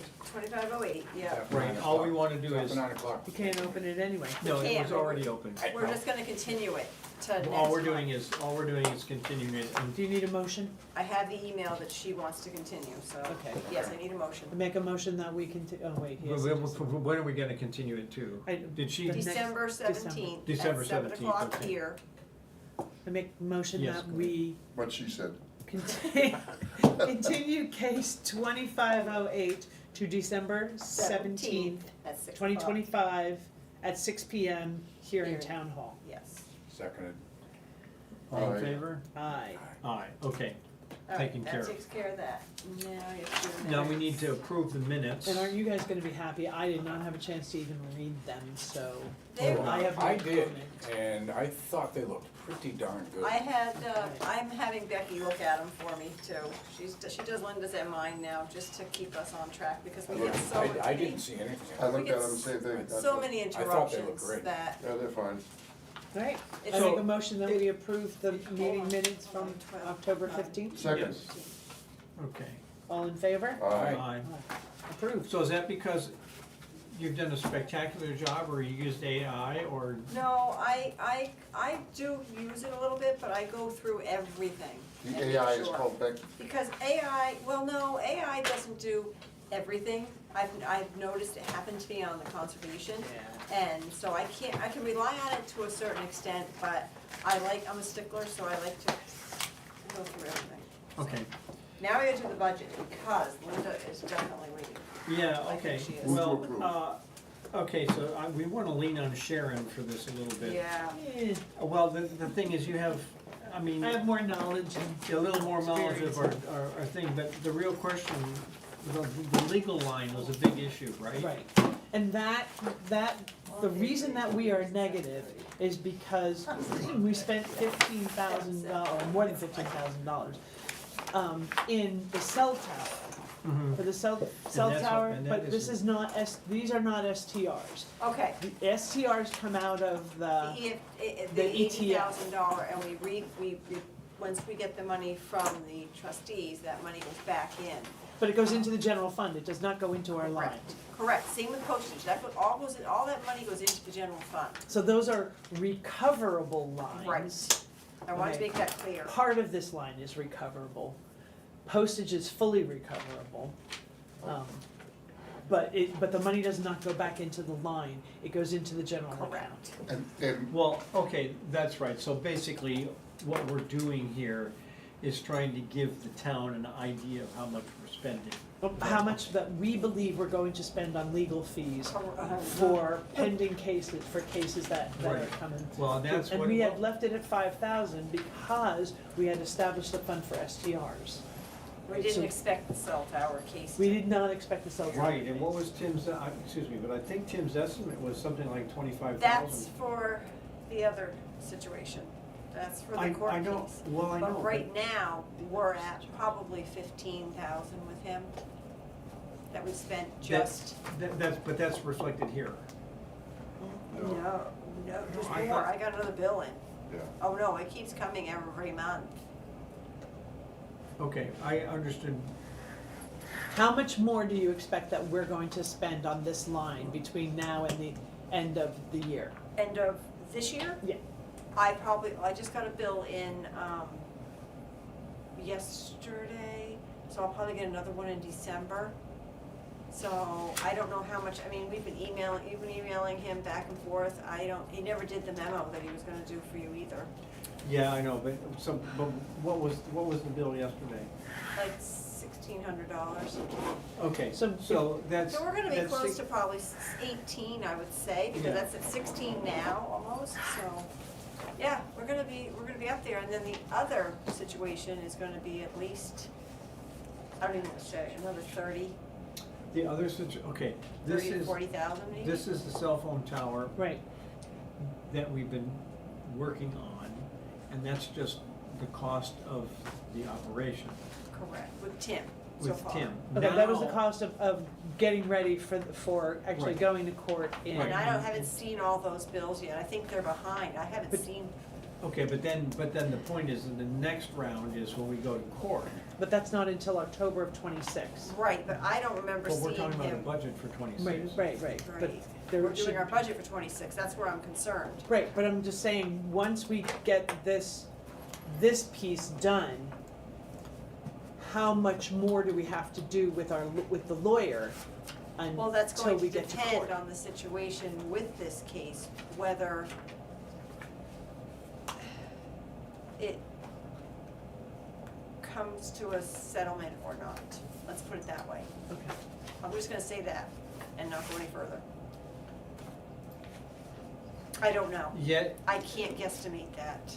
yeah, no, it's very difficult to estimate what's going on. Correct. Okay, Right. so- I mean, there's, because I'm sorry, The Sharon, attorneys we're are talking to trying, each but other. it's There's hard yeah. because there's a lot of balloons in the air right now and we don't know where we're Right. gonna be. Right, Right. no, I get It it. could potentially be another 30,000, and it could Oh, potentially, I think it could be Even easily. more. but it could be even less if there's a settlement involved between now and And then. October, But I don't know that. right. So we have to put something in there. Oh, It's absolutely. easy for us to explain if there's an overage as to why it happened, Right. right? So. But where does that money come from? That's where, The rest of the budget. So the town passes a $2 million budget. yeah, There are entities that have to plan for things that don't necessarily happen, but you have to plan Right. for them. Such as, like, I'll take for instance the HRA, the health reimbursement act, or reimbursement account. We don't expect that every person is going to use up their deductible.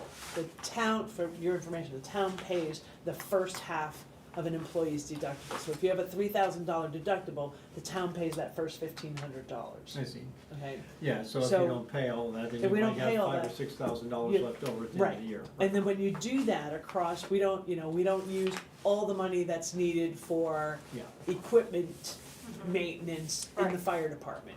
Okay, then there's a couple $1,000s left here there. and there, and that's how that, okay. 99.9% of the time, we do not expend the entire budget. We get really close sometimes, but we don't always expend the whole thing. So there is, and especially as we get closer to the end of the year, should we expend the entire budget and we don't have money in the existing budget, there is money in the unassigned fund Right, balance. right, yes, I know That then the selectmen can say, okay, let's use $15,000 out of the unassigned fund balance to pay off that line. Right, I got you covered. And it just goes back into the general fund. Right, Yeah, right. okay, That's but the other, but still, the question is, We gotta come up with a We figure. gotta come up with a we number. gotta come up with a number, And right? I think So, it's better to go higher than lower on this one, because Oh, the heavens. variable, I mean, Drew knows, the variables are, well, I Right. mean, I don't think it's unreasonable to put 25,000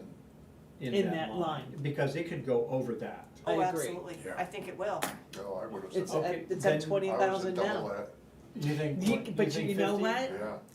Here's the issue with doubling that. You're Now looking, you're allocating money that you may not use, right? right, and so you're It's easy- taxing the taxpayer. It's easy to explain the variance. I think if it were me, I would probably do 30 I would put 30. and That leave it would- at 30. it's gonna That's be just my Okay, personal opinion. that seems reasonable. That's what mean- I have on here, and I didn't know if you guys wanted to go with that, but That's fine. Yeah, Well, it's not a shot in the dark. I mean, Tim has given us granted, it's kind of sort of idea, but the 30 is close to that, Right, so right. let's do that, alrighty. Is and that then the- we'll have to explain why we're increasing this from it's a 600% increase. Well, yeah, and Yeah. we've got, well, we've been sued we've and already got defended it. in the federal court. That's 30 above what we already have paid him, because, That's understandable, okay. Yeah. right. That's $30,000 on top of what we're paying him, and we're still gonna have another bill or two coming in this year, so that 15,926 is not correct, because that's not updated.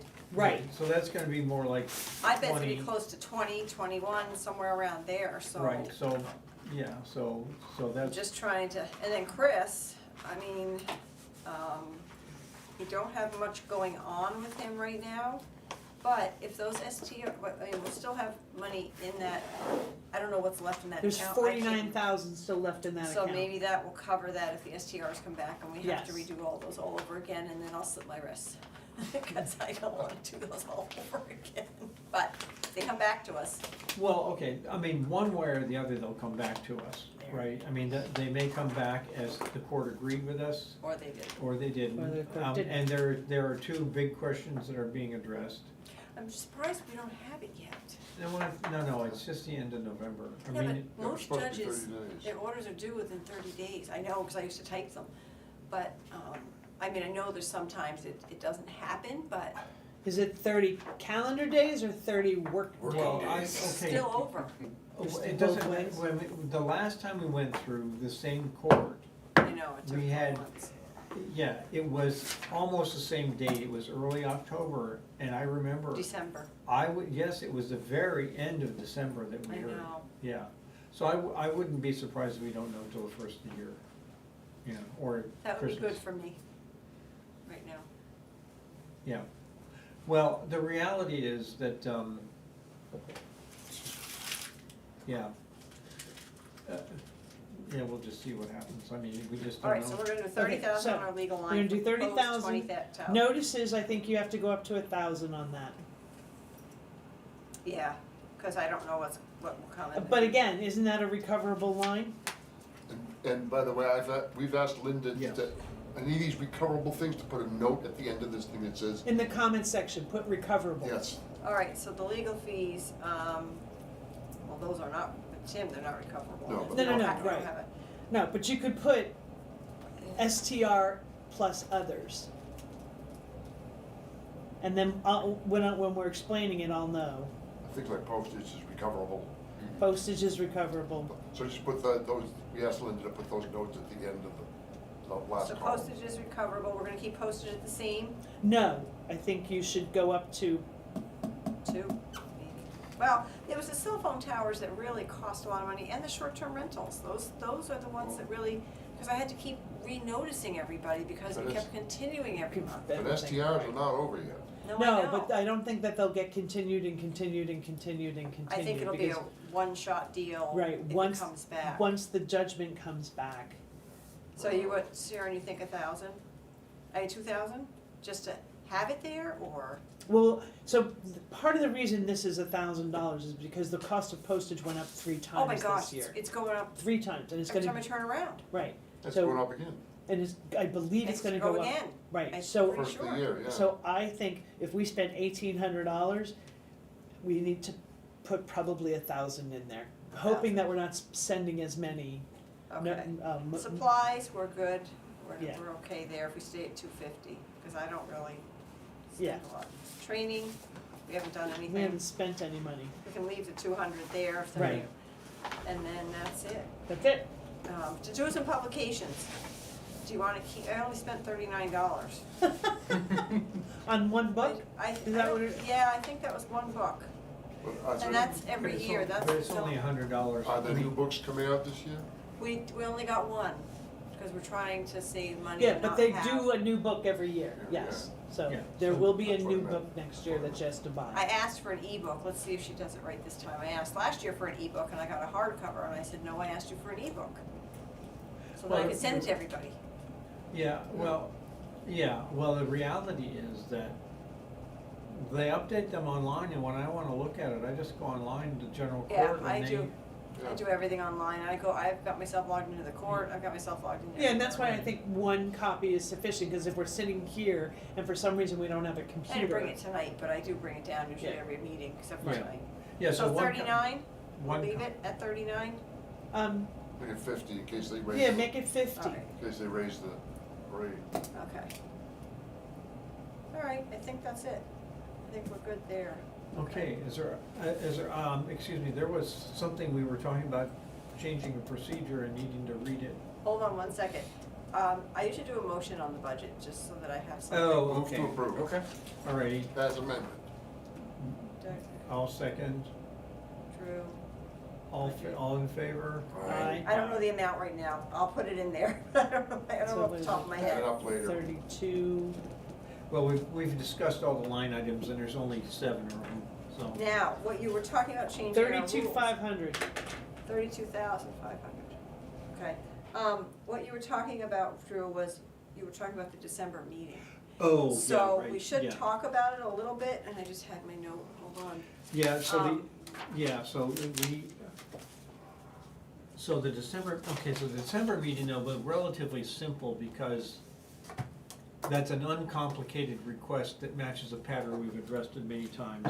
So it was we don't know what the outcome will be and we can't predict it, but it's not a It's not complicated case. complicated. No, but if she comes again, or contacts me again and doesn't have the plan, what do you want me to do if she wants to continue She again can to continue January? it. That's- Okay, I mean, alright, I just that's don't wanna not- get into a situation where we continue out too far, and we've noticed people and Right. things. Can we ask her then at that point, though, can we ask her to withdraw without prejudice her application until she gets that site review, and then she can reapply? But she'd have to come here, would she have to come here to do that?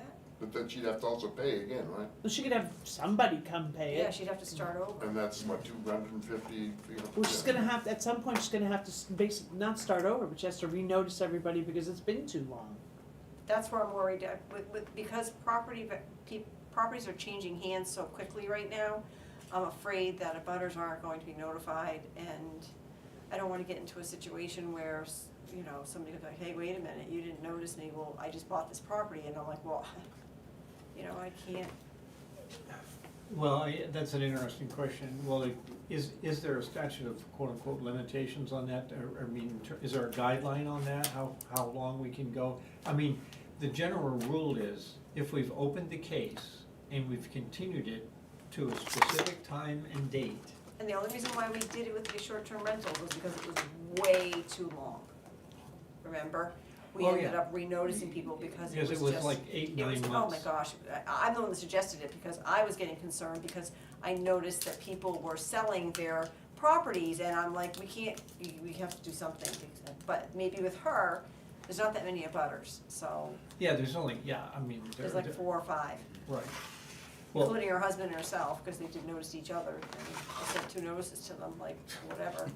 But, Well, Well, excuse me, so at this stage of the game, I think it's uncomplicated, because if she comes back in December yeah, and says she doesn't have it, then you can ask her whether it's gonna be January or February. You know what I mean? Because the problem is, now it's winter time, Right. right? If she doesn't have it now, there's no surveyor is gonna survey that property when there's 3 Oh, feet right. of snow on it. and if she comes back and tells me in December, she wants a continuance again, why do we have to have a meeting if I don't have any other cases? There's no business, I mean, the minutes can be done at the next meeting.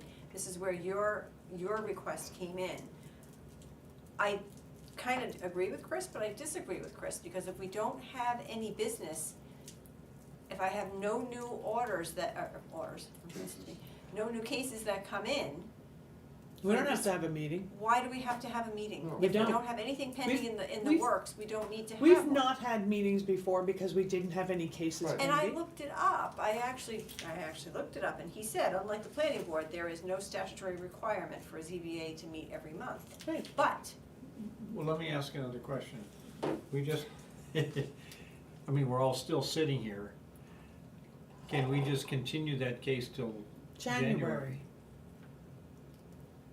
I guess you could, that would give her enough time, that would give her a little more time, I mean, she's not gonna probably do anything right now anyway, because she. Right, and then if you Christmas season. don't get an application, by, what is it, Hold on, I December can tell you right 10th now, or so? it's the, hold on. I mean, there's no problem with you canceling a meeting when there's no applications, that's, you know. By the 25th of this month, so that's next week. Right, That- so Which if you is don't, Thanksgiving. Well, it's Tuesday, so, yeah, if I don't get an application by Tuesday, we don't have any new cases, only her case on yeah, there's no December. reason for everybody to come in. I just hate to have everybody come in December if I don't have anything for you, and all I have are minutes, it's kind of, No, what? I don't wanna can- disrupt people's Oh, plans. we have to exchange presents, don't we? All right, well then why don't we, this might be a little bit, she wasn't here anyway, why don't we just reopen that case momentarily, Okay, continue it to January, and then Notify her that it's been notify her continued that to it's continued to January. January. continue to. And then If we if don't get any if new we don't get cases, anything by next Tuesday, then, Cancel them. there's no December meeting. So it'll be the 21st, so continue to 121 here, 6 o'clock. And I need somebody to make that motion, So moved. and somebody. second, Second. She All in beat you. favor? Aye. Okay, Aye. I will notify her and let her know that we gave her till then. And if I will let you all know, well, you won't have to worry about it, Drew, you'll be driving, but I'll let you know if I get any new cases in, and if I don't, then I'll send out an email to everybody Well- saying, well- we've canceled the December meeting. Well, that's fine, but I'd like to know anyway, Yeah. because. Oh, I'm gonna Yeah. tell you, Yeah. you're gonna be in the email, I'm not gonna just, I mean, you don't need to be, Yeah, yeah. you know. you're not responding. I'll- No, but I'll- you're not I'll here, so send you we're an coming. If it email. turns out to be a complicated case, then if I'm where I'm anticipating being, then I could join Zoom. by Zoom, and Sharon can, lead the meeting, and I can just be here by Zoom, if it's complicated. Yeah, If if we it's a get simple one, let's hope we don't. Yeah, now, let me just make a comment. What she was talking about is I had talked to Chris about the possibility of, can we just cancel December meetings in general? Because they're Right. always effectively 1 week before Christmas, Right. and people want, and his comment Might be was, better. well, in principle, you can, but it's not a good idea, and the reason why is because you could get into a situation where you need to meet a deadline, and if you don't have the meeting on the schedule, then, and I sort of feel like, well, okay, if we're in that situation, we could just schedule the meeting for December if we, Right. if we needed to have. But we will, as a default, we will cancel the meeting unless something arises. Well, that was my suggestion. He Right. suggested against it because you. Ongoing cases and so forth. Because of ongoing cases, et cetera. He said it's probably easier to do it the other way around, to cancel the December meetings when you have no.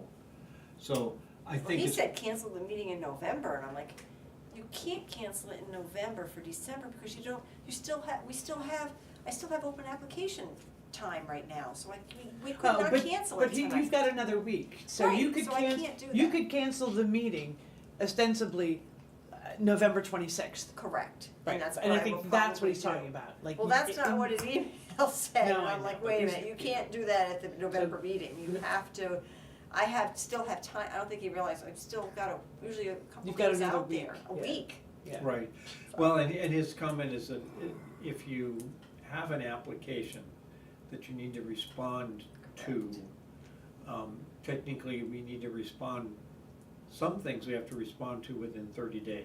Right. So we would find ourselves in a very awkward situation of having to call a special meeting if we've fundamentally canceled all the December meetings. Right, I don't think we should cancel them going forward, just as they come, as we come in As it December, happens, we right. decide, and if I say, okay, guess what, I have no new cases as of Yeah, November and- 25th, I mean, we're and if canceling everybody's December. here, it's not an issue.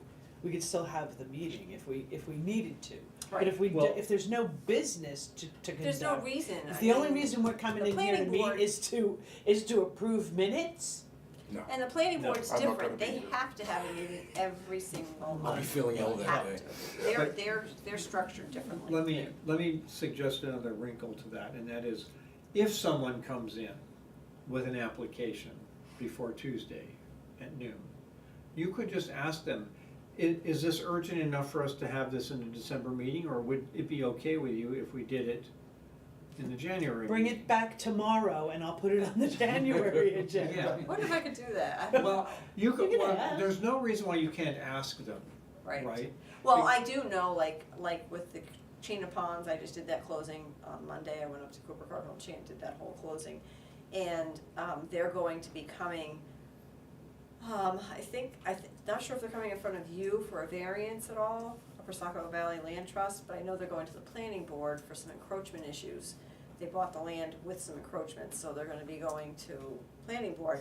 And I told them in the closing, I said, please don't come in December, because I have a cell phone tower case right now, so this is not urgent, because I know it's not, because I've been dealing with this for 3 years. Right. Your encroachments can wait until January, Yeah. so I've asked them nicely to hold off, so I don't know if they're gonna be coming to you for anything, I don't think so, I think it's just encroachment issues, and site plan stuff, but, Right, but like I said, like, if somebody comes in on Tuesday, you could say, with your permission, right. then like I said, it's only. I can just say I won't accept, if you don't want me to accept it, I won't accept it today, bring it back to me Or either that or just say, after Well, I mean. even though you've met the deadline, are you okay if I put this on the January agenda? agenda, right. Right, so that A they lot don't of have to bring it Sometimes people back. ask me to do that. Well, you know. there is an issue sometimes with the time, which I would say, if somebody comes in or he comes in on Monday or Tuesday, and they don't care, then you just say, well, if you really don't care, then we're gonna accept this effective Wednesday, so that it doesn't come up, Right. right. And if they're okay with I'll that, then. date stamp it that day, yes. Yeah, date stamp it that day Yep. and leave it like that. If on the other hand, they've come in and they do have an urgent issue, then we're public servants. We will- Absolutely. we will- I have no problem, I mean, Yeah, I'm right right. next door, I can walk over, I mean, it's not a big deal Yeah, to me. no, I live that's fine. here, I Right. should just move a bed in. But you know what I mean, it's frankly, most people are probably not looking to try to come into a meeting a week before December. No, we I don't mean, have week much before going on Christmas. usually Yeah, in yeah. December, except for, last year was our first cell phone tower case, December, Was it? that was when it started. Yeah. Yeah. December 24th. Was it really? No. Yes. I remember the dates very well. Oh, Yes, when Cause you walked in the door. I'm usually in New York We for- didn't have for the case yet, he Christmas. brought it in that day. Oh, okay. Yeah, I was and gonna I was say. like, really? Merry Christmas? Not. We need a motion to We have to adjourn. make a motion to adjourn. Second. Yeah. Rich? She- Yes, I made the motion. Doug did it. I. You made the motion? Okay. Yep, I was gonna who made We're the, done. Kate can't make a motion. I sit up there with the planning board now because I have to keep them, Keep them moving. I sit with the